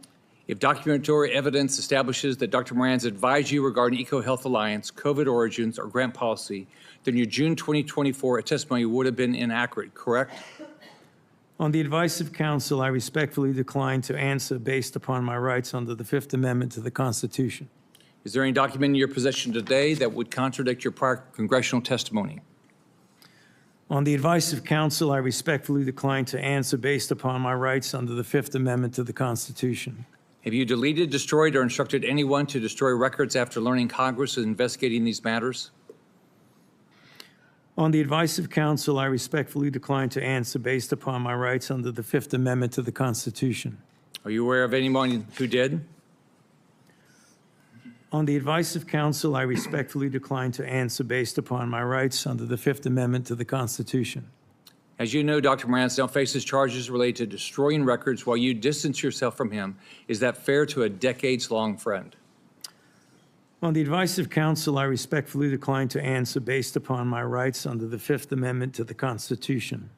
When is the last time you spoke to him? On the advice of counsel, I respectfully decline to answer based upon my rights under the Fifth Amendment to the Constitution. In hindsight, are you disappointed how you handled COVID? Do you have any regrets? On the advice of counsel, I respectfully decline to answer based upon my rights under the Fifth Amendment to the Constitution. Dr. Fauci, I want to close with this. Here's how you impacted my family and people close to me. I have daughters with children. You can't imagine the questions they had around vaccines for their kids and themselves, and the pressure, the unbelievable pressure to make the right decision for their health. I can tell you pregnant women who worked with me were so scared because every time they went to the doctor, they were told something different about taking the vaccine. And you caused this. Imagine being a mom trying to protect their kids, or an expectant mother trying to figure out what to do.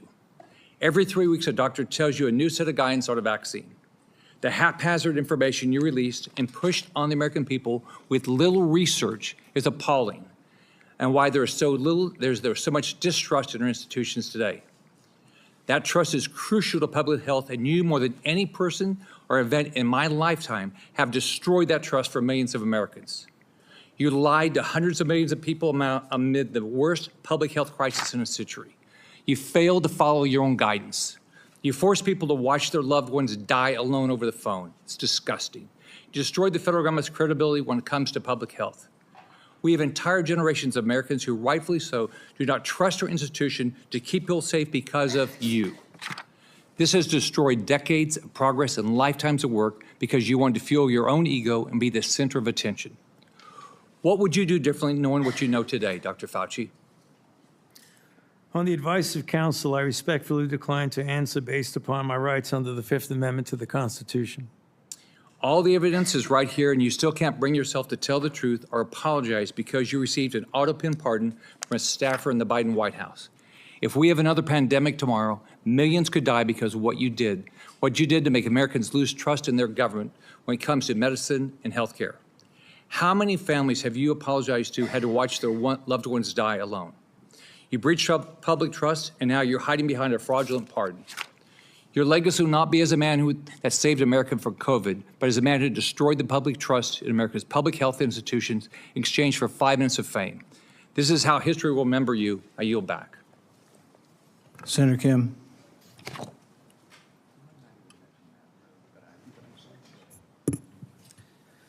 Thank you, Dr. Fauci, for coming on out in front of this committee. I know it's not what you would want. It's not what you deserve. I just want to say and start by just saying thank you to you for your service to this nation. I didn't know much about you prior to the pandemic. I came to learn about you from however many Americans did, but I also had the opportunity to talk to you and engage with you as someone who is a member of the Select Committee on the Coronavirus Crisis over in the House of Representatives. When I learned about your background, 38 years as the director of the National Institute of Allergy and Infectious Disease, appointed by President Reagan, served under 7 presidents, 4 Republicans and 3 Democrats. I admire that greatly. I myself had a chance to serve in the executive branch, serve in government under both a Republican president and a Democratic president. And I believe that we need more of that type of work, a place where we can understand our jobs not as coming from a place of partisanship and politics, but that of just public service. And right now, I feel the hyperpartisanship growing in this country in dangerous ways. I feel it much more present here on the Hill than I did back when I served as a nonpartisan career public servant at the State Department. And I worry about it. I worry about what kind of trajectory we're on as a country and what this causes when it comes next for public service and those willing to step up for our nation. And it's not just in the attacks, but we see it brought out with the cuts to funding, to the firing of federal workers, to the demonization of their motivations, people calling our public servants criminals, thinking that they are there solely to undermine others that are trying to engage. I look at it right now. You know, it's not just that the people are being attacked, our public servants being attacked, but that it's undermining the very nature of the work of governance. You know, these cuts to HHS funding, to NIH funding, to the grants, cuts to the researchers doing the critical work to find cures and medicines.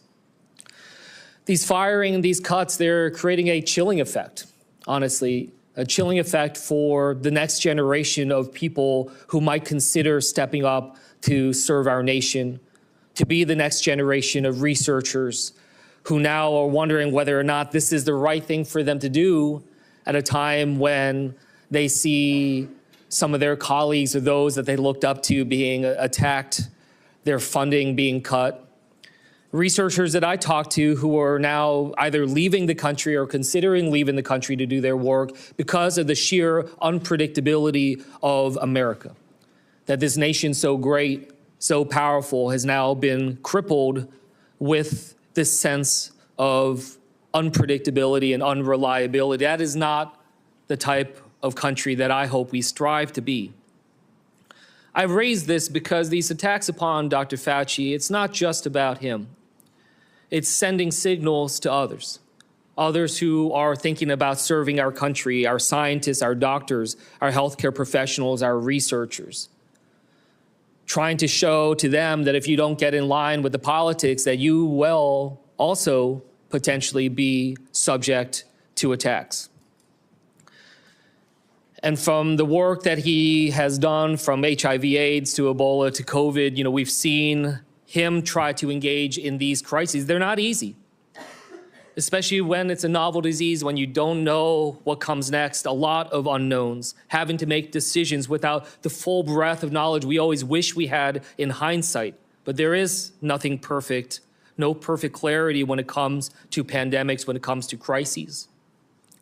I worked in national security and wars and crises. I made judgment calls, gave my best advice to generals, to ambassadors, even to a president. Did I get it all right? No. Did I do my best? I did everything I thought I could with the information that I had. The public servants, they do this work because they love this country and that they strive to improve it. It's not an easy job, but it is because there is so much at stake in our country. But these public servants do it because they are in the arena. I just want to end by just reading a portion of this because I think it's important as we're thinking about how to be able to treat public servants through this country, to think through this. And in the words of Teddy Roosevelt saying, it's not the critic who counts, not the man who points out how the strong man stumbles, or where the doer of deeds could have done them better. The credit belongs to the man who is actually in the arena, whose face is marred by dust and sweat and blood, who strive valiantly, who errs but comes short again and again, who spends himself in a worthy cause, who at the best knows in the end the triumphs of high achievement, and who at the worst, if he fails, at least he fails while daring greatly, so that his place shall never be with those cold and timid souls who neither know victory nor defeat. Thank you for your service, Dr. Fauci. I yield back. Senator Alling. Thank you, Mr. Chairman. Well, nothing says honesty like taking the fifth, huh, Doc? Let's try something. What day of the week is it today? On the advice of counsel, I respectfully decline to answer based upon my rights under the Fifth Amendment to the Constitution. What color tie are you wearing? On the advice of counsel, I respectfully decline to answer based upon my rights under the Fifth Amendment to the Constitution. What color is the carpet in front of you? On the advice of counsel, I respectfully decline to answer based upon my rights under the Fifth Amendment to the Constitution. Let's just get one thing straight. You don't have any rights under the Fifth Amendment because you've been pardoned, as you very well know. As the Supreme Court has been clear for a century and more, Brown versus Walker, 1896, when he has been pardoned, he may not stand upon his privilege. You know that. Your lawyers sitting behind you now shifting nervously in their chairs, they know it. This isn't about the Constitution. This isn't about the law. This is about contempt. Contempt for this body and contempt for the American people. But I think I know why you're doing it. It's because you don't want to answer questions. It's because you did all kinds of terrible things. It's because during the pandemic you got rich, didn't you? You got rich while people were dying, hundreds of thousands of Americans, over 1 million in the end, and you were getting rich. And not only were you doing that, you were using federal employees with taxpayer money to apply for and solicit cash prizes for you personally. Cash prizes totaling over $1 million. You did all of that during the pandemic, didn't you? That's a question. On the advice of counsel, I respectfully decline to answer based upon my rights under the Fifth Amendment to the Constitution. You remember Greg Folkers? Who was that? On the advice of counsel, I respectfully decline to answer based upon my rights under the Fifth Amendment to the Constitution. Your chief of staff is the answer. Do you remember Patricia Conrad? Who was that? On the advice of counsel, I respectfully decline to answer based upon my rights under the Fifth Amendment to the Constitution. She was your personal assistant. And what were these individuals doing in the depth of the pandemic in November of 2020 when millions of Americans were suffering from COVID? What were they doing? I tell you what they're doing. Folkers was on your behalf soliciting and gathering information for a cash award. Let's look at it. We've got his email right here, right over my shoulder. Folkers says, I'm working on this nomination for the Dan David Award for Fauci. We need to beef up the COVID part. Do you have language in the can that you could share that delineates how we responded in new ways to COVID? He sends this to multiple federal employees. What was the Dan David Award? Do you remember, Doc? On the advice of counsel, I respectfully decline to answer based upon my rights under the Fifth Amendment to the Constitution. It was a $900,000 cash award. $900,000 cash award. And he got it because he used federal employees to get it. And this wasn't the only award, was it, Dr. Fauci? In fact, you applied for and received at least 8 other federal cash prizes on federal time using federal employees and federal resources. Here they are over my shoulder. Besides the Dan David Award, you've got the Partnership for Public Service, you've got the Adelson Prize, you've got the Smithsonian Award, you've got the National Academy of Medicine's Award, you've got the CDC Foundation. In fact, you turned your staff into a full-time application machine. You actually wrote to people and said, do you think maybe I'd qualify? And you got cash for all of this. And it wasn't just 1 or 2 employees, was it? In fact, you used 8 separate federal employees on federal time using federal resources to solicit cash awards. Isn't that true?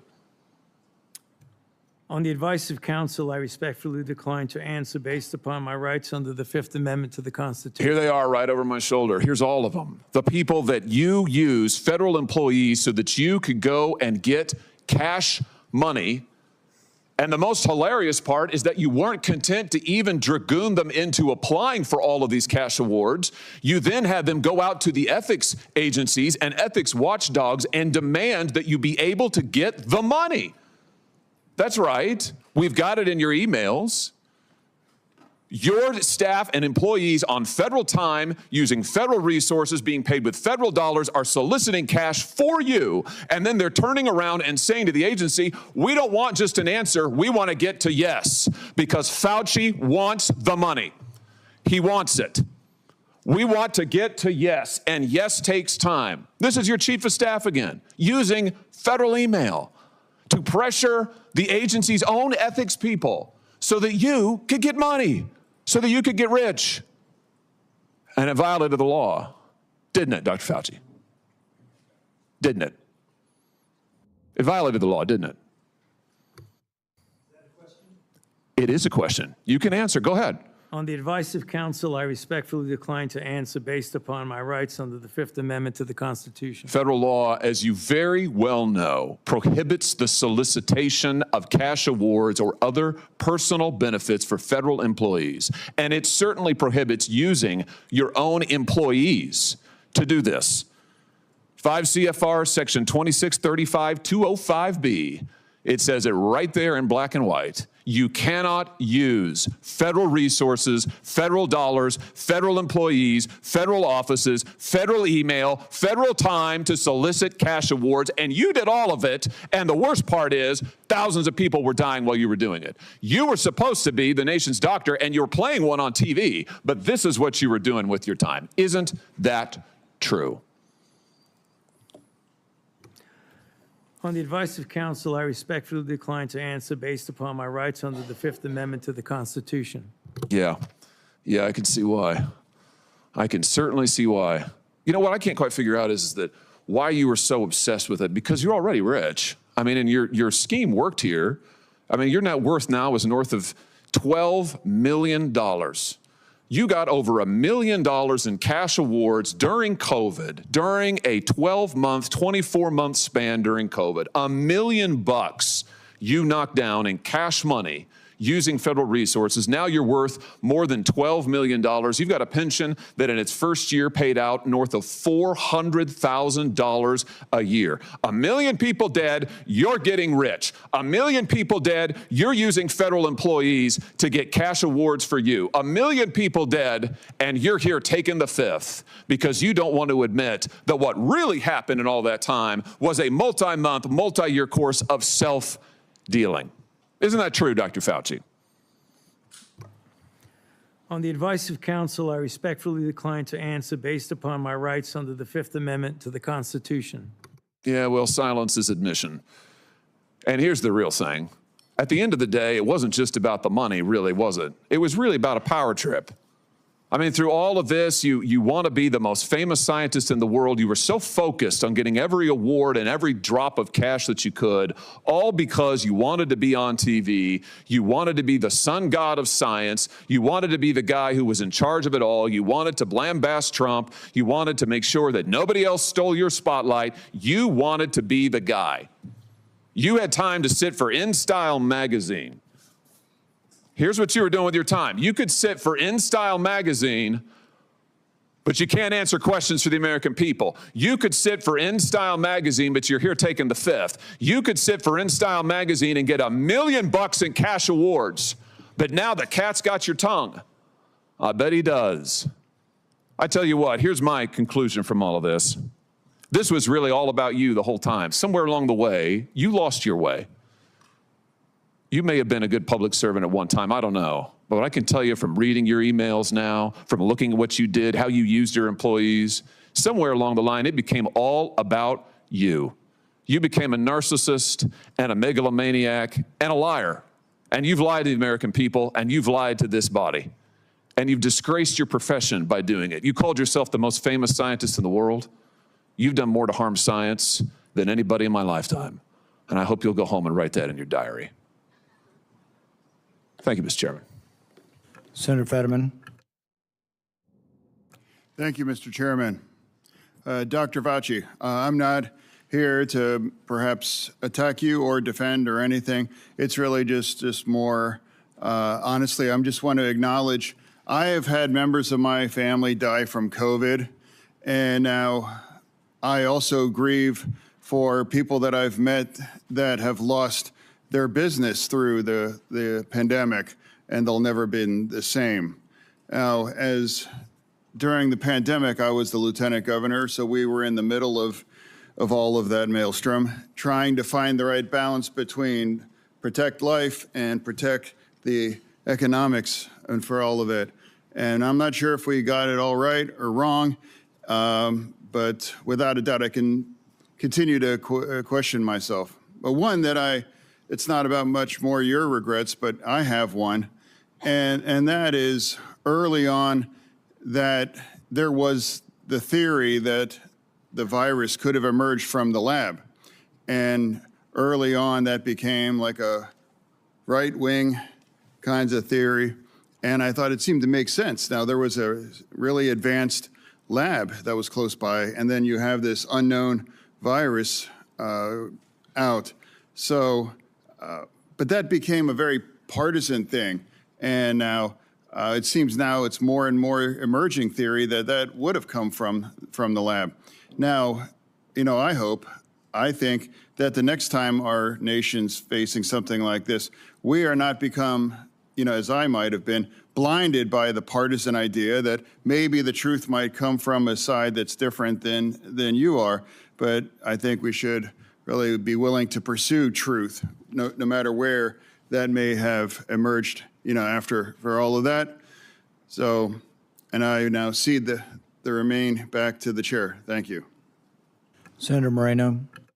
Thank you, Mr. Chairman. And I will echo Senator Johnson's comments about your opening statement, Mr. Chairman. I think it was dead on. Very, very well done.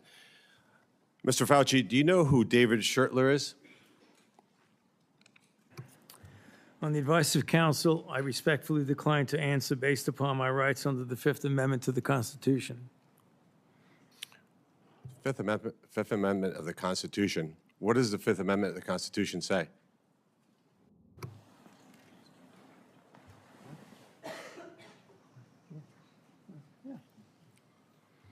On the advice of counsel, I respectfully decline to answer based upon my rights under the Fifth Amendment of the Constitution. No, I'm just asking you what it says. On the advice of counsel, I respectfully decline to answer based upon my rights under the Fifth Amendment to the Constitution. I'm going to give the Constitution to my aide. He'll bring it over to you so you can have it for future reference. I think it's something that every American should know what the Constitution says. Do you know who wrote the Fifth Amendment? On the advice of counsel, I respectfully decline to answer based upon my rights under the Fifth Amendment of the Constitution. So you're invoking a right that you don't know who wrote it or what it says. Is that correct? On the advice of counsel, I respectfully decline to answer based upon my rights under the Fifth Amendment to the Constitution. Wow. All right, let me tell you who David Schertler is for the audience because he was ejected by the chairman. He's a high-profile criminal attorney. He's represented some really great people, like Senator Bob Menendez. Maybe that's somebody who my Democrat colleagues may remember took gold bars as bribes from the Egyptians. And there's an article here in the Washington Free Beacon that talks about why you would hire a guy like David Schertler. And the comment is, if you're in deep shit, that's who you call. Do you feel like you're in deep shit? On the advice of counsel, I respectfully decline to answer based upon my rights under the Fifth Amendment to the Constitution. Clearly, what you think today is that somehow you're above reproach. Somehow you feel like you don't need to be treated like a normal American. Can you do me a favor in the audience and stand up if during the time of the COVID pandemic, you were called a racist for calling the virus a Wuhan virus or the China virus?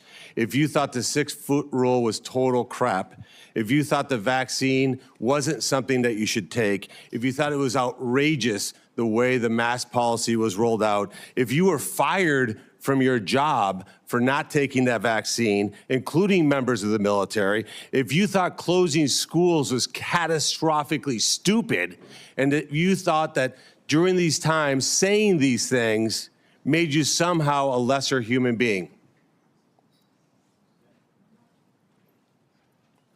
Dr. Fauci, can you just turn around and look at the people behind you? You're not willing to do that? That's not a question. It's not a question. To your lawyers, not a question. It's a request. All you have to do is look up from your lawyers and look at the people who were absolutely shamed for saying what we know now to be the truth. You can't even look at them? That's a question. Are you able to look at them? You can sit down in the audience.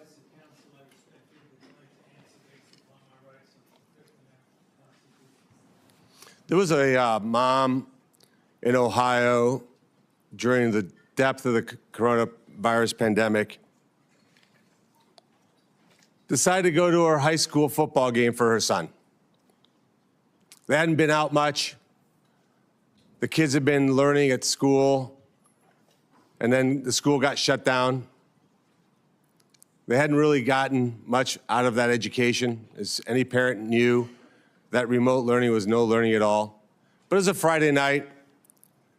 Her son wanted to go watch a buddy go play football.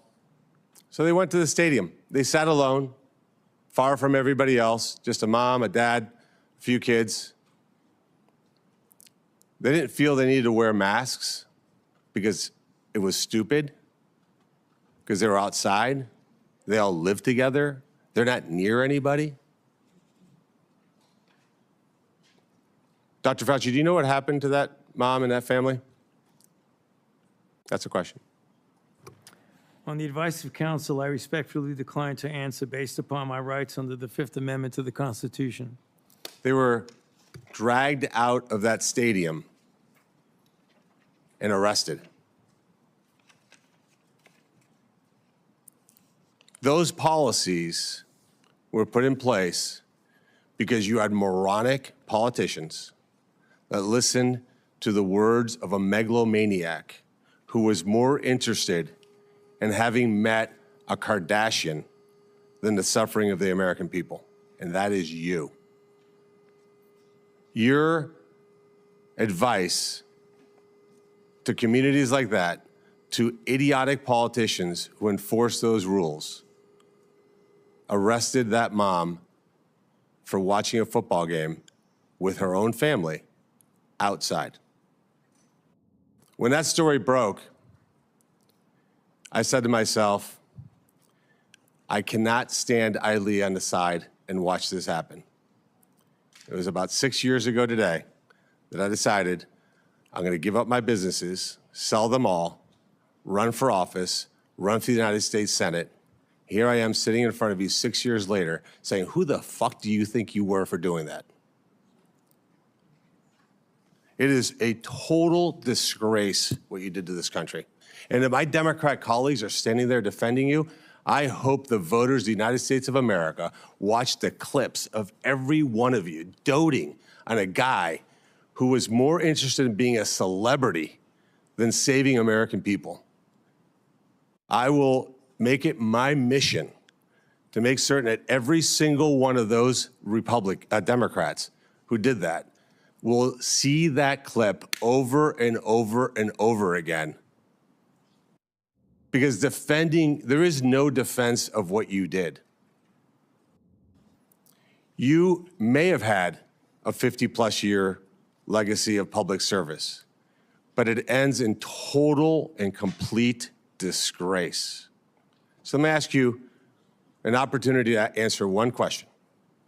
Will you apologize, just apologize, to the people who you harmed through your actions? Will you say, do you have the dignity to just say you're sorry? On the advice of counsel, I respectfully decline to answer based upon my rights under the Fifth Amendment to the Constitution. So you won't apologize to the military members who Joe Biden summarily dismissed from the military for not taking the vaccine? On the advice of counsel, I respectfully decline to answer based upon my rights under the Fifth Amendment to the Constitution. Will you apologize to the business owners that lost their business, shattered their lives, and they'll never recover? On the advice of counsel, I respectfully decline to answer based upon my rights under the Fifth Amendment to the Constitution. Will you apologize to the moms who had to force their infant children, 2, 3, 4-year-olds, to put masks on, and what that did and how that traumatized those kids?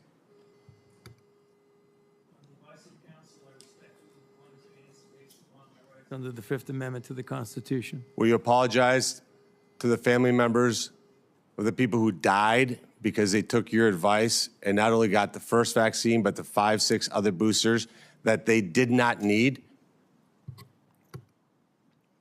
On the advice of counsel, I respectfully decline to answer based upon my rights under the Fifth Amendment to the Constitution. Will you apologize to that mom from Ohio for being arrested for watching a football game with her family?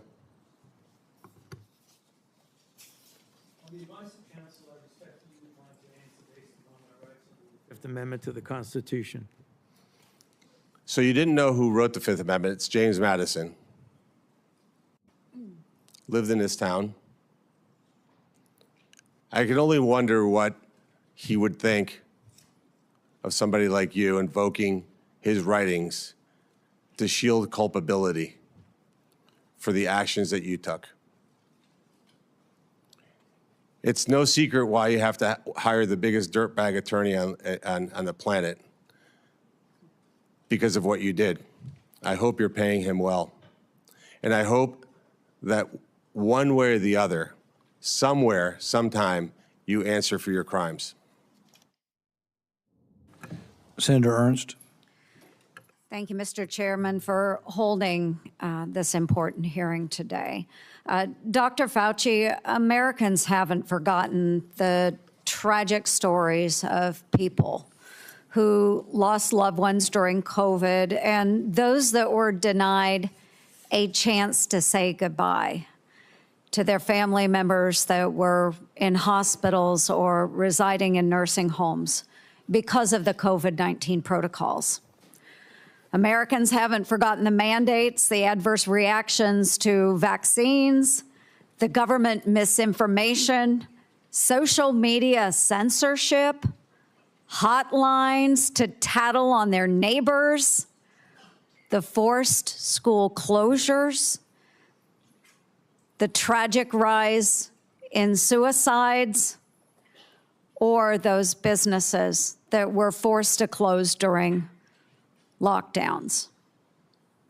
Americans haven't forgotten the hundreds of billions of dollars spent by taxpayers for COVID relief, stolen by fraudsters who bought Rolls Royces and yachts.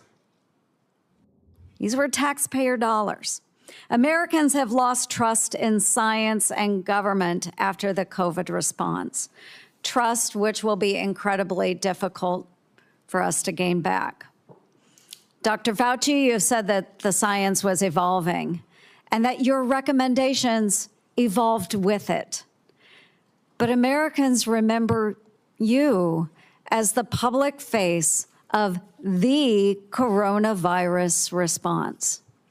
As one of the nation's most trusted voices, you urged policies you said were absolutely necessary, even when those policies came at an enormous human and economic cost.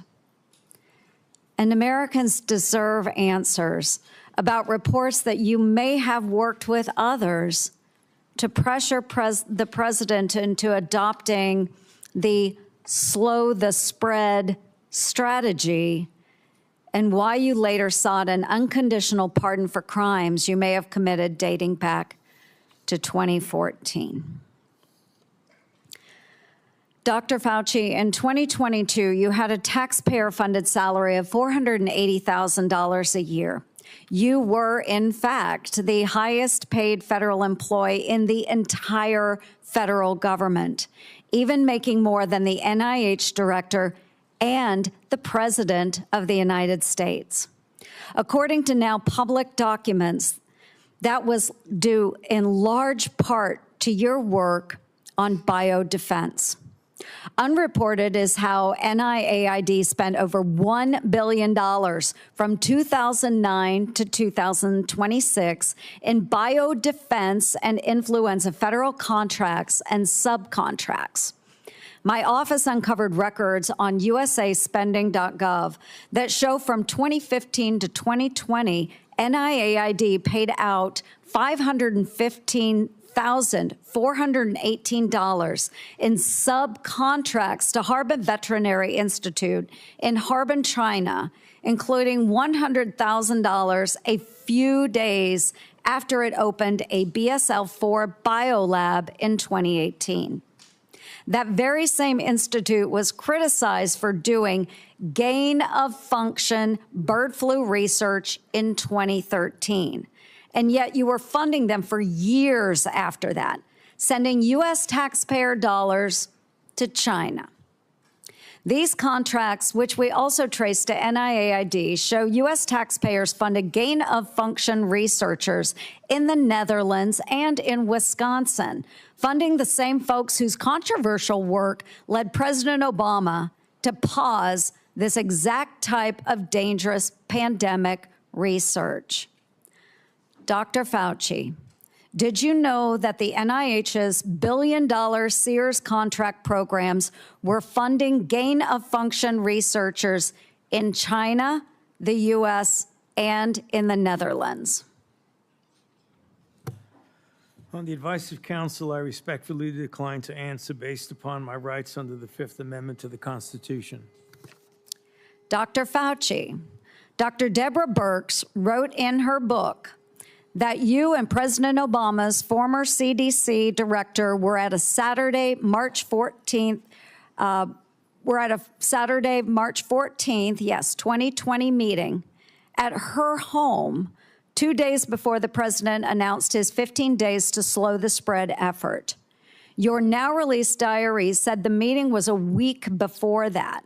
Dr. Birx said you all were trying to trap the president into having no other options. She wrote, your plan was to, quote, block any of the president's escape routes. So, quote, he'd have no choice but to agree to our flatten the curve measures. Yes or no, Dr. Fauci, did you try to block or trap President Trump into the slow the spread, flatten the curve measures in March 2020? On the advice of counsel, I respectfully decline to answer based upon my rights under the Fifth Amendment to the Constitution. When the COVID-19 virus broke out in Wuhan, China, you, Dr. Fauci, knew pretty much right away that NIH had funded Chinese labs, including those doing coronavirus research. There's email traffic from early January 2020 where your staff was flagging for you that NIH funded coronavirus research at the Wuhan lab through EcoHealth Alliance.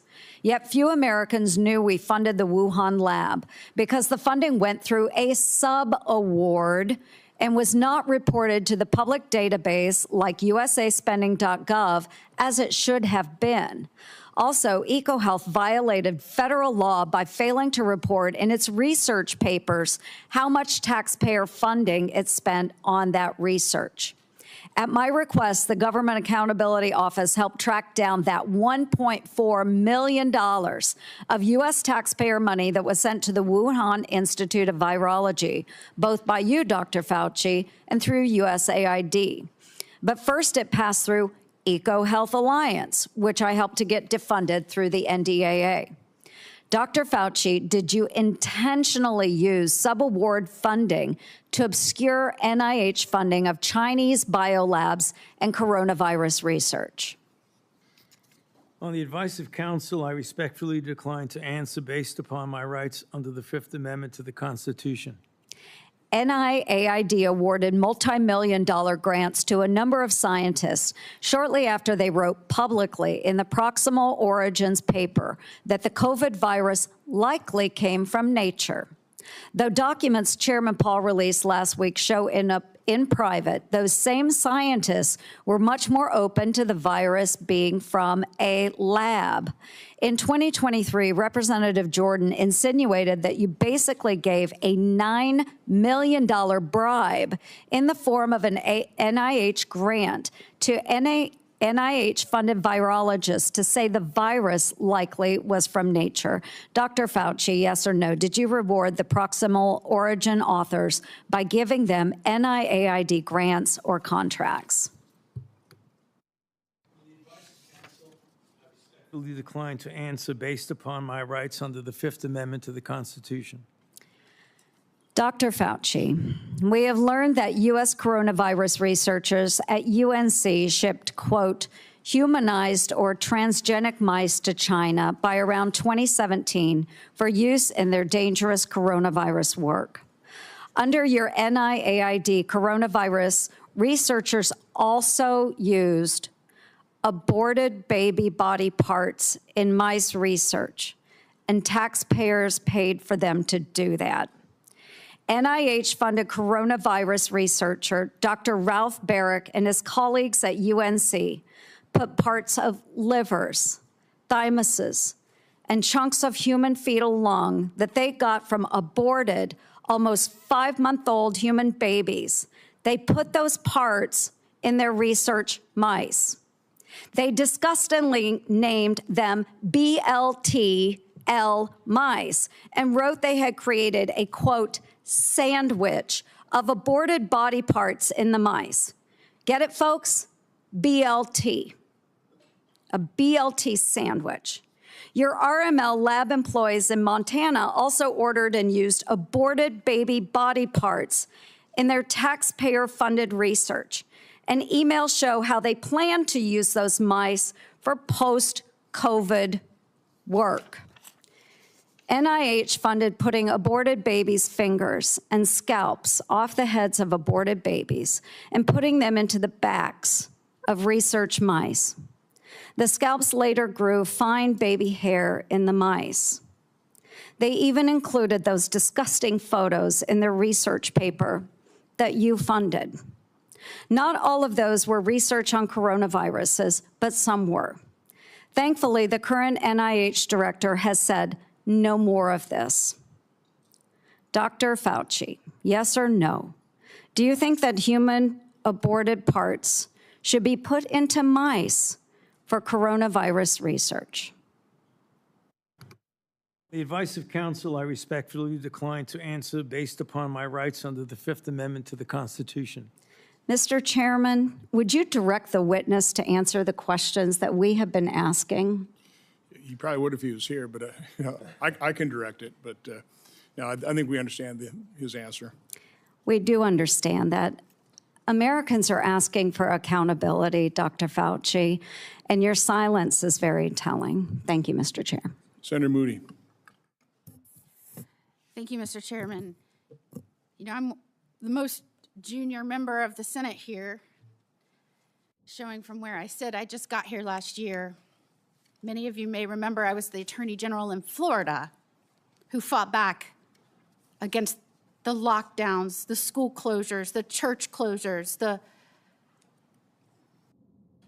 everything to embrace sanity and science. We fought back.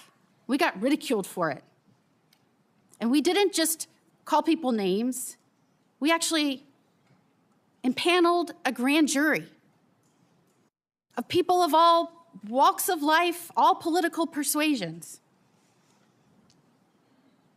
So that's how I came here, fighting for a free state amongst states that had locked their own people down. We are now called the Free State of Florida.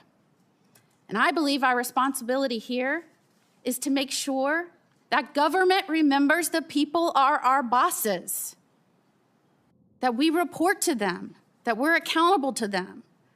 Government shouldn't operate for itself. Government operates on behalf of and for the American people.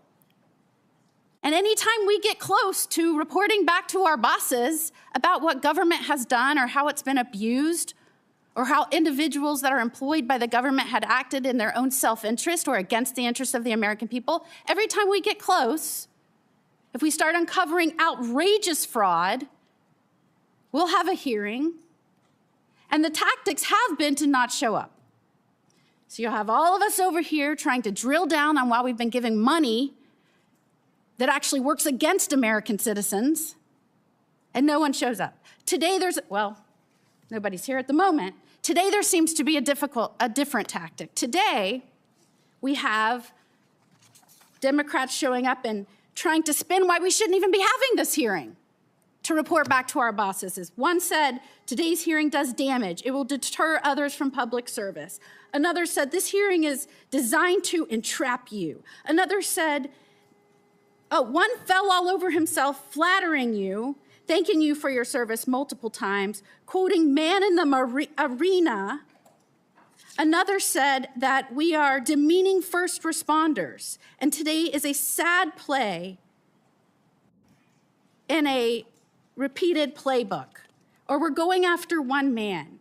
I mean, all of their time was used on why we should not be having the hearing to report back to our bosses and give the people accountability.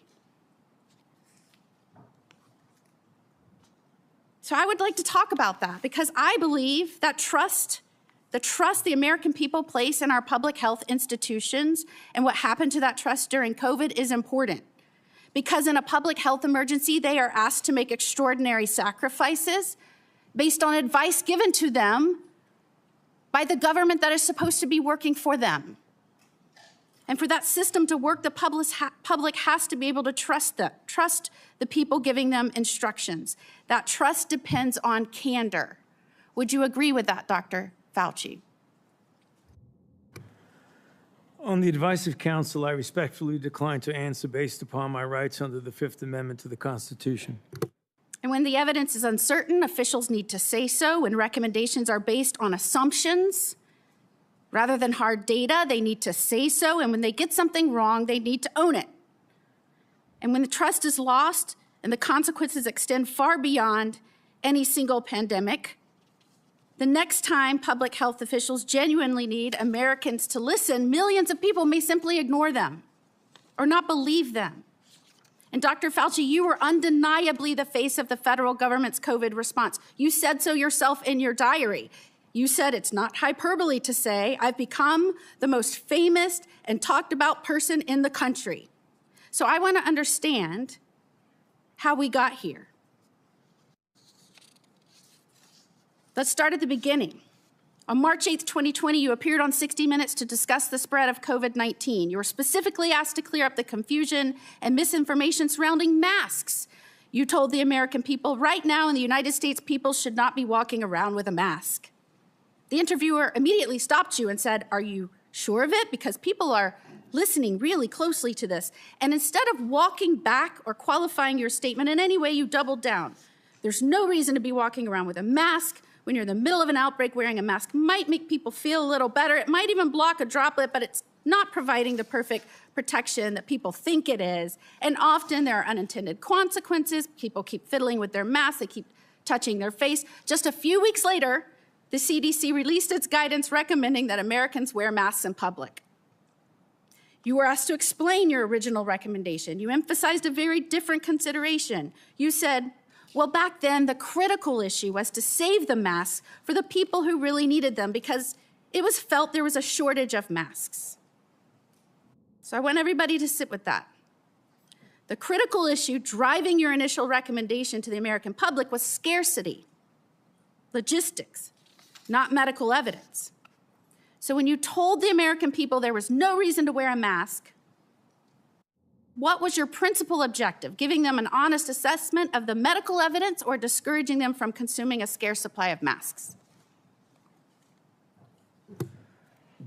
On the advice of counsel, I respectfully decline to answer based upon my rights under the Fifth Amendment to the Constitution. Well, unfortunately, that was just the beginning of a broader pattern. Let's talk about the 6-foot distancing rule. In April 5th, 2020, interview on CBS said, every time I get to that podium in the White House briefing room, I always essentially plead with people. Please take a look at those very simple guidelines of physical separation, and they're very, very clear. Physically separate 6 feet away.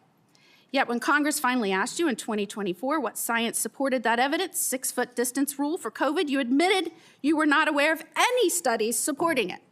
Incredibly, you said the 6-foot rule sort of just appeared and described it as an empiric decision that wasn't based on data. That rule had real consequences. Schools didn't open back up. Businesses didn't open back up. Churches didn't open back up. I could go on and on and on.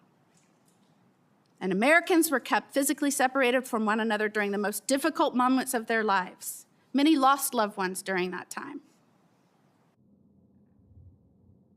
So, Dr. Fauci, did you have any evidence to support a 6-foot separation rule when you gave that advice to Americans?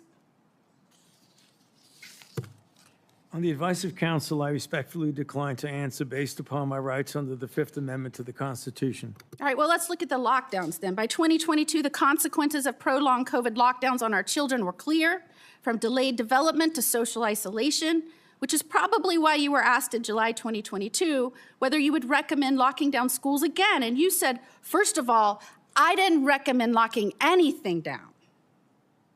But now we have your diary. And it tells a very different story from the one you told the public.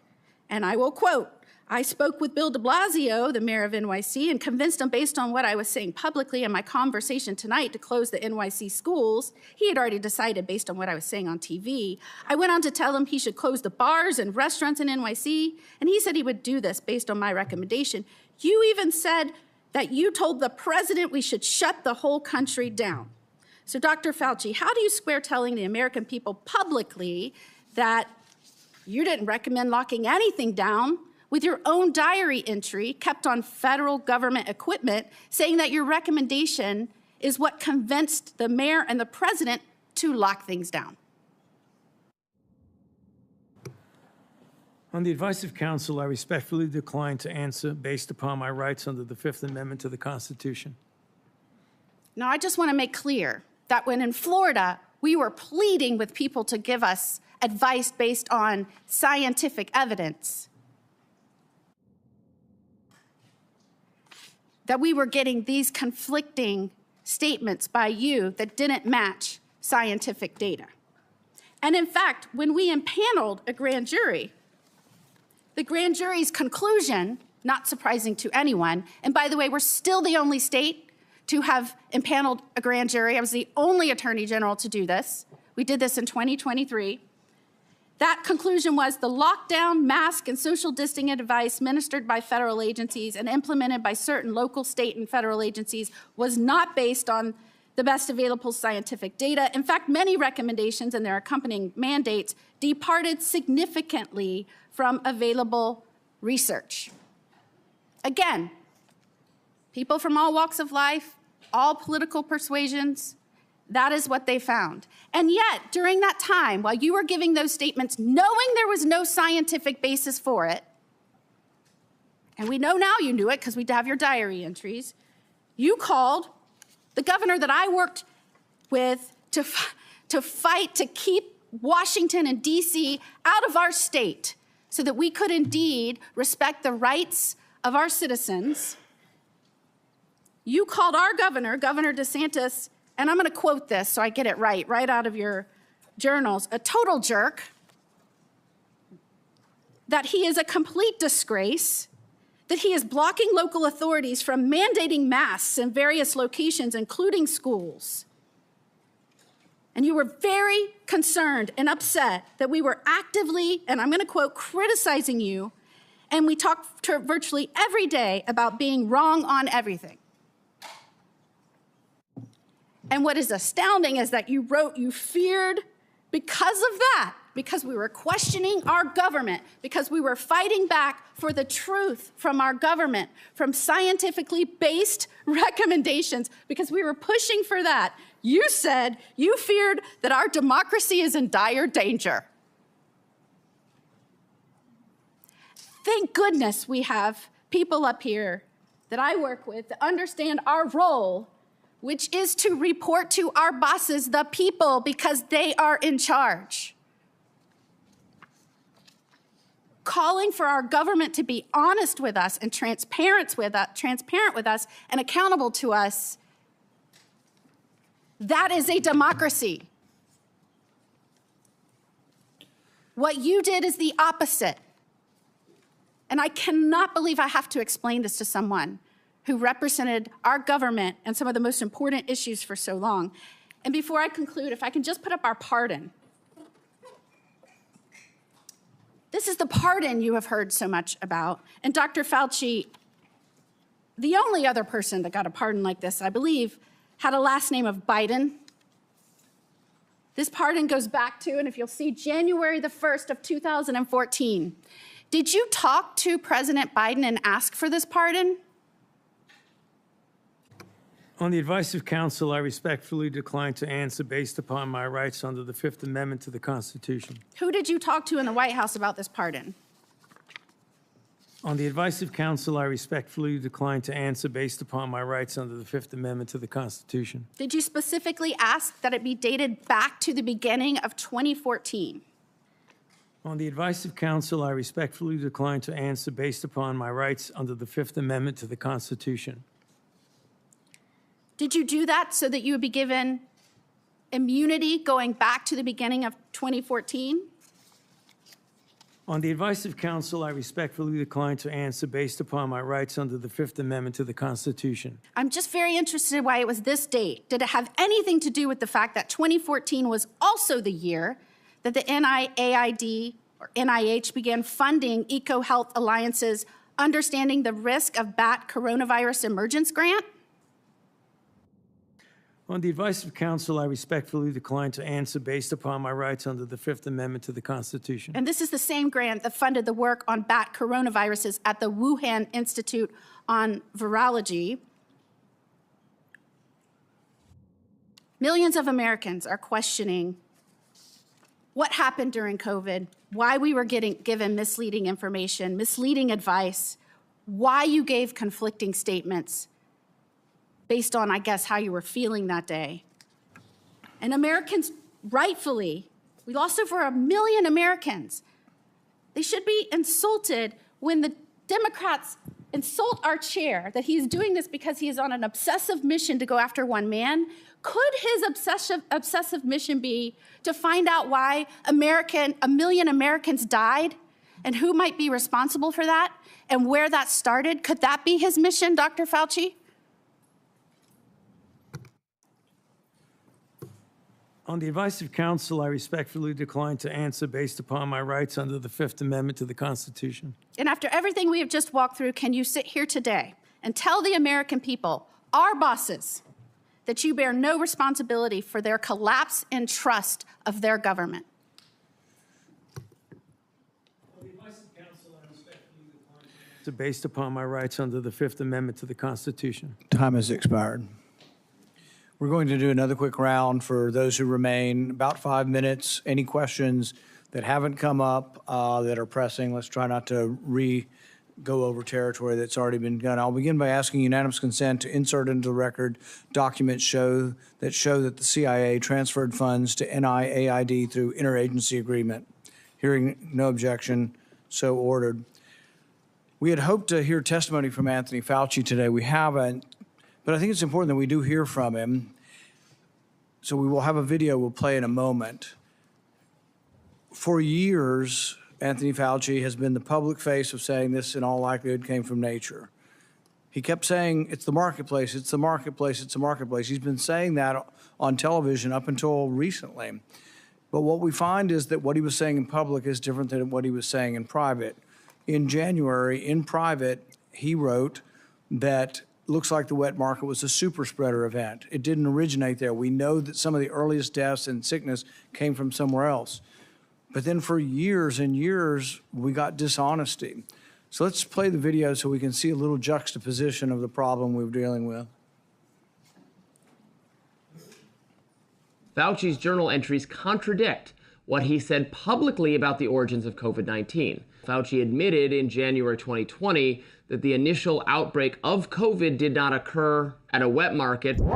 Take a really good look at the animal-human interface and the fact that animals from the wild are being brought into wet markets. You have animals that come out of the wild that are sold at these open, what they call them, wet markets. Wet markets, where you bring animals in from the wild who have these viruses. The wet markets in Asia, where people bring animals from the forest into market. There are wet markets in Wuhan that are ample opportunity for a virus to jump from an animal. The origin was from a bat to an intermediate host to a human, very likely in a wet market. And those animals should not have been in the Wuhan market. They knew that those animals should not have been in the market, and they immediately cleaned out the market, put restrictions on the kinds of animals that come into these wet markets. I think they should shut down those things right away. I mean, it boggles my mind.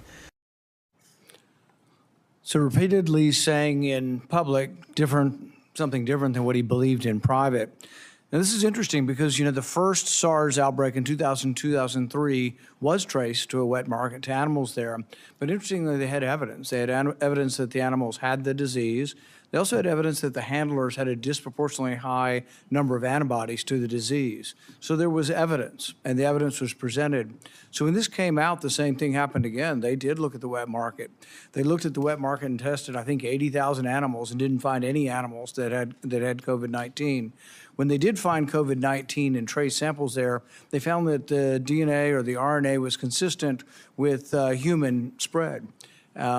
This was known not later on, didn't take years to develop, was known in January of 2020. And so Dr. Fauci says privately he knows it didn't come from the wet market, but as you saw, those were over a multi-year period. One of the other discussions I've had with Dr. Fauci over the years about natural immunity. So most infections, you get a degree of immunity, not perfect, some fairly perfect. Smallpox, you just don't get again. George Washington knew this. He had his wife get vaccinated, but he didn't because he'd already had smallpox. But there's one particular story that a man came up to me who'd lost his wife to COVID. He said, we all got it. We all got sick, and my wife ended up getting sick enough to go to the hospital. But we'd recovered 2 weeks. She was still alive. 2 to 3 weeks later, we'd all recovered, and they wouldn't let us be with her. And to this day, it's one of the saddest things. And it just, I think all of us should think about this. They were not allowed to visit their mom. He wasn't allowed to visit his wife in the hospital. But based on this misunderstanding of natural immunity, that for some reason, 2 weeks later, they were a problem.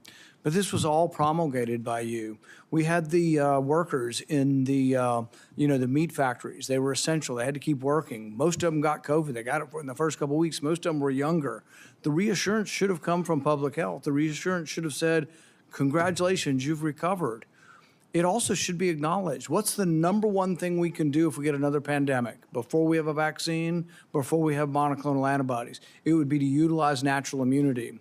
So instead of the advice you were giving to Cuomo and others in New York that led to the deaths of hundreds of thousands of people or tens of thousands of people, you could have been saying, well, maybe the nurses taking care of the elderly should be people who are 2 weeks out from COVID infection. We could have used natural immunity as somewhat of a block of protection. Imperfect, but the only protection we had and the only thing we could have done. Instead, the nursing homes were seated with people who had COVID.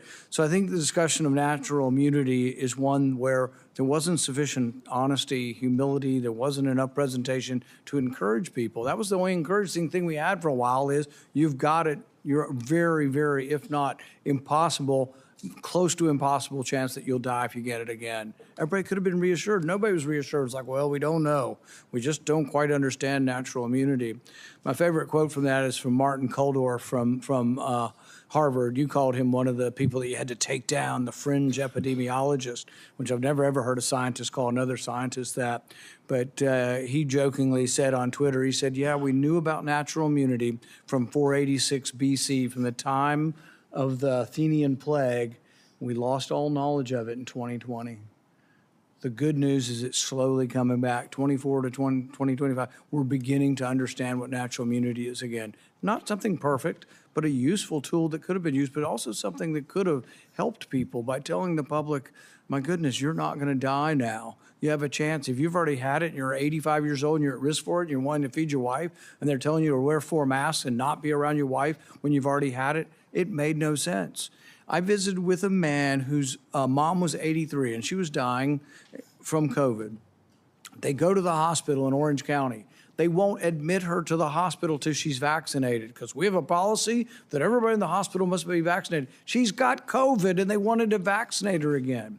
At one point in time, the CDC understood this. They told people, don't get vaccinated if you've had COVID within 3 months. Why? Because it may give you a heightened immune response when you've already got a heightened immune response.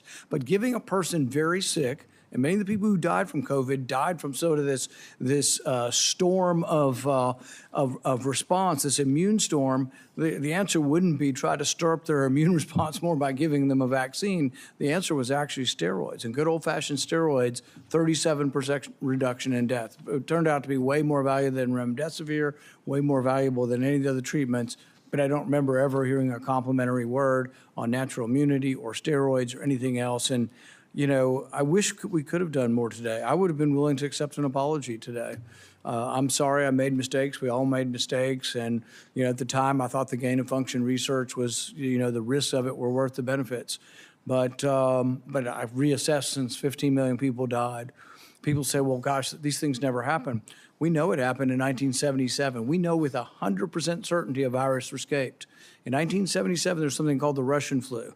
Nobody's exactly positive how it got out. But when they sequenced it, they found out that a flu in 1977 had exactly the same RNA as a 1954 one that they had in the lab and they had created a vaccine for. In fact, turns out anybody born before 1954 was immune, and the only people who got it were people who were born between 1954 and 1977. But it was identical. The genetic sequence was identical to this vaccine or the virus from 1954, and that doesn't happen because these respiratory viruses are always mutating. To be identical means it had to have leaked from the lab, proof positive that it had. So we know this happens. An author by the name of Young wrote a book and said there was 1,200 cases of significant accidents that have occurred. We knew all of this, and yet it was completely discounted because I think you were worried that if it was seen that you funded dangerous research that started the pandemic, you'd get blamed. And it was a concerted effort. It wasn't just you. Anybody associated with the funding decided we needed to protect ourselves. Senator Johnson. Hey, Mr. Chairman, you mentioned that we lost knowledge of natural immunity. I didn't. Dr. Fauci did. I suppose I had an asymptomatic case of COVID because of the very faulty PCR tests. I never got vaccinated or injected. There's no way I would have done that because I found out enough about the mRNA gene therapy. But you also brought up the issue of hospital protocols. I'm going to be holding a public event on hospital protocols. We've already received a couple hundred testimonies. They are heart-wrenching. They are heart-wrenching. Here's an excerpt from the testimony of a staff surgeon, very experienced, doctor for decades, at Providence Regional Medical Center, Everett, Washington. Quote, after our hospital was given remdesivir by the CDC, we were provided misleading/inaccurate information about the drug by our medical leadership. When I had a young trauma patient who was a perfect candidate for remdesivir, the infectious disease doctor on call told me to not give it to her because, quote, she seemed like a nice girl. He concludes it was known early the remdesivir kills. As I said, nurses referred to it as run, death is near. So again, I've always been, because it never made sense to me that we put all of our eggs in the experimental gene therapy. If you knew anything about it, you would have avoided it like a plague. And we sabotaged early treatment. But the only treatment we really approved, monoclonal antibodies, which I think basically worked pretty well, but those weren't particularly available. They were denied an awful lot of patients. It was all remdesivir. Based on a study that the NIH changed the endpoint from mortality, because it had no impact on mortality, to days of recovery. A drug that the WHO recommended against its use in COVID in November of 2020, but a drug that cost over $3,000 for a course of treatment, versus things like ivermectin, hydroxychloroquine, who even Dr. Fauci, I should have got that one out because I want to take this time to enter things in the record, said that, we need to have a very tight protocol on remdesivir because it's unknown, but hydroxychloroquine, that's approved, some side effects, but we have a long history of it. Let's put up my latest chart. Again, I was tracking adverse events on the experimental injection, but I use this chart as a comparison. So you've got ivermectin, hydroxychloroquine. These are average, again, Avayers doesn't improve causation, but there's correlation. It's there for safety signals. So ivermectin, over 30 years of FDA reports, 17 deaths per year. Hydroxychloroquine, over 38 years of reporting, 142 deaths per year. Remdesivir, over 5.5 years, 546 deaths per year. The COVID injection, almost 7,000 deaths per year. Which is safest? What did the FDA freak us out about ivermectin, hydroxychloroquine, when they turned a complete blind's eye toward the injection injury? So I want to enter the quote from the surgeon. By the way, here's the answer. Cheryl Atkinson in an interview said that when it comes to money, we check financial ties among experts on the government panel devising coronavirus treatment guidelines, which had the effect of dialing back hydroxychloroquine use and giving an edge to remdesivir. We found the 11 members reporting links to a drug company, 9 of them named relationships to remdesivir's maker, Gilead. 7 more, including 2 of the committee leaders, have ties to Gilead beyond the 11 months they had to disclose. 2 were on Gilead's advisory board, others were paid consultants or received research support and honoraria. By the way, within the study, I think one of the study participants was an employee of Gilead. A bunch also had conflicts with Gilead. So, I wonder why. There are conflicts of interest. Gilead made billions of dollars off of remdesivir and people died. In terms of ignoring safety signals, you can probably put that down now. This has come to light. This is Dr. Drew Weissman, who got the Nobel Prize for the mRNA platform. He wrote to Dr. Fauci on February 8th of 2020. Tony, I wanted to alert you to some new data we generated with our mRNA LNP vaccine. Now, it was a higher fold dose, but that mRNA LNP go to the placenta and fetus measured by translation of the mRNA and cause of immune response in the amniotic fluid. So that same day, Dr. Fauci responds it'd be interesting to see what human dose levels given intramuscular do. So about a month later, Dr. Weissman replies, he said, we still have some concerns over the data after they tested at IM. Now, again, there's more documentation in terms of the FDA blew it off. It's like, don't worry about that. That was the whole thing. That's what Peter Marks did when he was shown that his algorithm was going to mask safety signals. The last thing I want to enter in the record here is, and I want to make the point, why is this important? That they buried the treatment of severely injection injured. The fact that we haven't acknowledged these injection injuries, these people can't get treatment. They're being gaslit by their doctors. So it's all in your head. The rate of the injection injured of suicides is increasing because they've given up hope, because our medical establishment and federal health agencies completely failed them, failing to acknowledge it. So again, Dr. Nath was diagnosing and treating injection injured in March of 2021. This concerned people. So you had Dr. Walter Koroshitz writes Dr. Fauci. One of the points he made, there's been a steady, slow stream of reports to me of post-vaccination neurological conditions. Dr. Nath has been collecting a bunch. He has reports sent out to publish. Well, that alarmed everybody. Boy, you can't let the public know what's actually happening. You can't actually let the public know what the science is showing. So on April 29th, a email from Francis Collins, head of NIH, to Dr. Koroshitz, says, I find this approach troubling and will have the main consequence of feeding vaccine hesitancy and social media overreaction. Then Dr. Lawrence Tabak writes to Francis Collins, I don't understand why Walter does not shut this thing down. Why don't you shut down Dr. Nath, who's actually treating injection injured? Why? Because of vaccine hesitancy. And because we haven't acknowledged that, and the reason I've been advocating for this is because I know the injection injured. I know people who lost loved ones within days of the injection. And we've turned our backs on them. They deserve acknowledgement. They deserve to be heard, seen, and believed so they can get treatment. I also know the doctors whose careers were destroyed because you denigrated things like ivermectin and denied ivermectin to people in hospitals who got their kidneys knocked out by the remdesivir but got put on ventilators, never got to hug their loved ones goodbye because of those hospital protocols. That's what your science did to people. So, Dr. Fauci, my only question is, based on your lack of testimony here today, based quite honestly on our investigation into the cover-up of safety signals and injection injuries, we have issued letters to a number of former FDA officials to come in for transcribed interviews. You will be getting a letter today asking for a volunteer transcribed interview. So I'd be asking, will you comply or will I have to subpoena you? On the advice of counsel, I respectfully decline to answer based upon my rights under the Fifth Amendment to the Constitution. Expect a subpoena. Thank you. Senator Scott.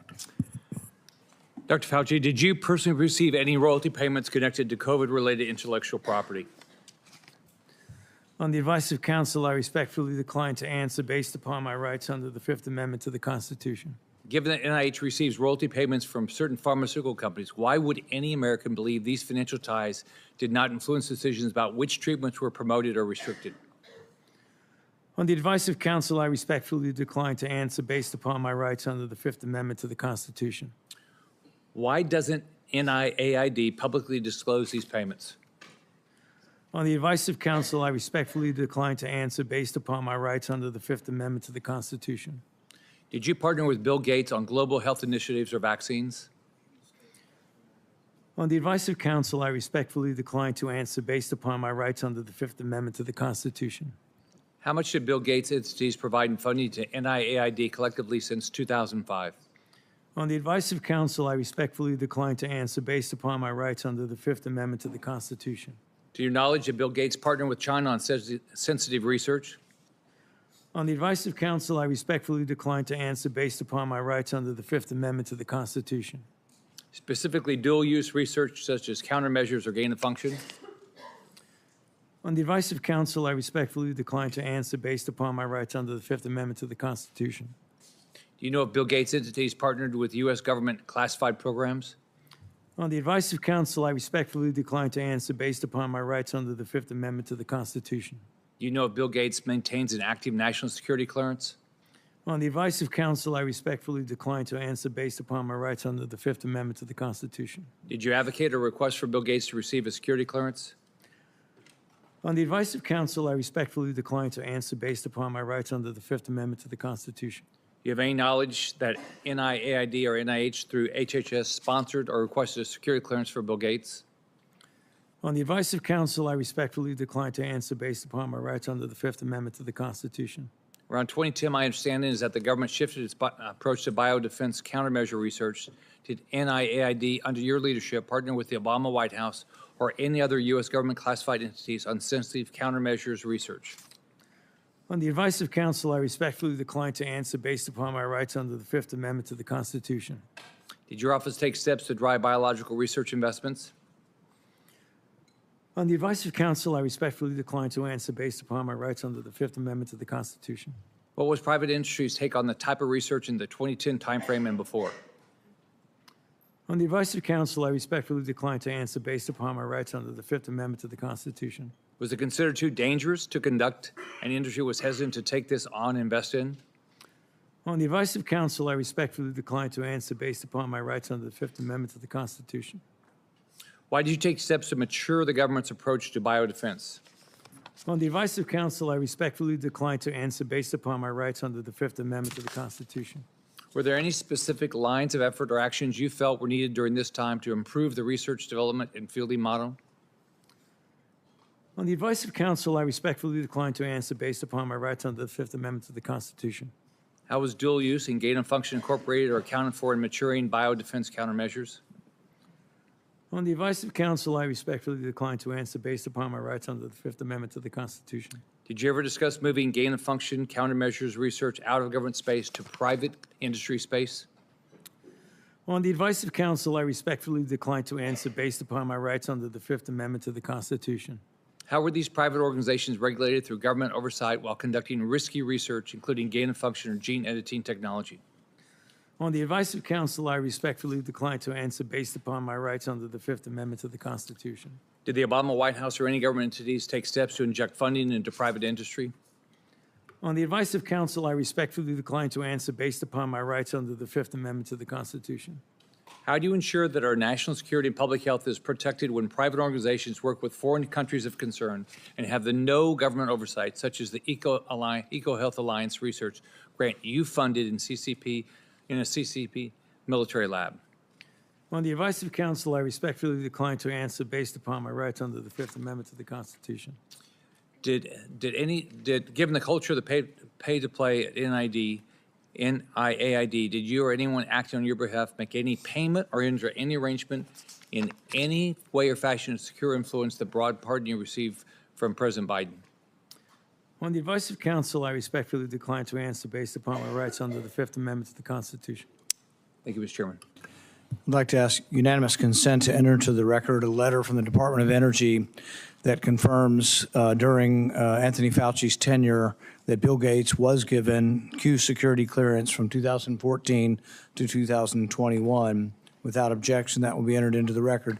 I'd also ask unanimous consent to enter into the record the contents of the folder of authorities provided to Dr. Fauci, including the pardon.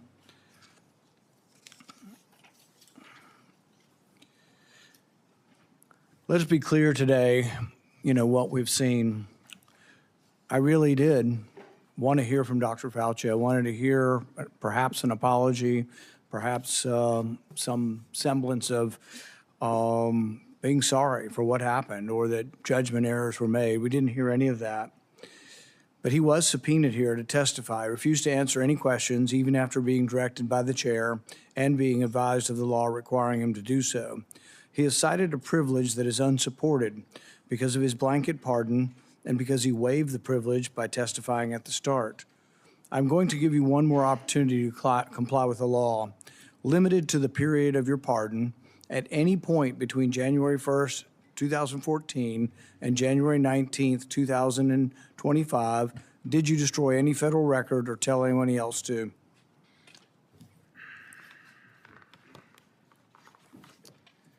Under the advice of counsel, I respectfully decline to answer based upon my rights under the Fifth Amendment to the Constitution. Given that you have a unlimited presidential pardon, what is your specific objection that you are making? On the advice of counsel, I respectfully decline to answer based upon my rights under the Fifth Amendment to the Constitution. My question was limited to the period of your pardon only. I find your objection unsupported and direct you to answer the question. On the advice of counsel, I respectfully decline to answer based upon my rights under the Fifth Amendment to the Constitution. Because you refuse to answer, citing a privilege that is unsupported because of your pardon, and after being denied to do so, this committee has scheduled a vote next week on a resolution certifying your contempt. I think we have another question or two from Senator Langford. Mr. Chairman, really, this is a question for you, and it's a question to try to figure out how do we get a good answer on this? Because clearly Dr. Fauci's attorneys are saying that he has a Fifth Amendment right. We've also subpoenaed him to be able to compel his testimony to be able to be here. I happen to be in the committee. We're also dealing with Lois Lerner. Lois Lerner came and testified, gave an opening statement, and then took the Fifth Amendment. The committee then held her in contempt for that, saying you can't do both. You can't both testify and say I'm not going to answer questions. So the parliamentary question that I think we've got to be able to deal with is this consistent with Lois Lerner? What she also did when she came before Congress, gave an opening statement, testimony, so made a statement, and then refused to answer questions. Are we dealing with the same issue here where someone is you can't make a statement and say I'm not going to make statements at the same time? I think it's a very good question. I think that's something all of us will examine over the next week. We're going to have a vote next week on contempt. I think there's another legal question that the courts may have to decide upon, and that is whether or not a presidential pardon that offers you complete immunity, that you can still claim that you need protection from immunity when you've been protected. Because Dr. Fauci isn't liable for anything as long as he tells the truth, even if he admits that he destroyed records on a routine basis. His assistant said she destroyed a ton of emails. I think it was a routine thing. I think he destroyed throughout his career there are probably thousands of emails.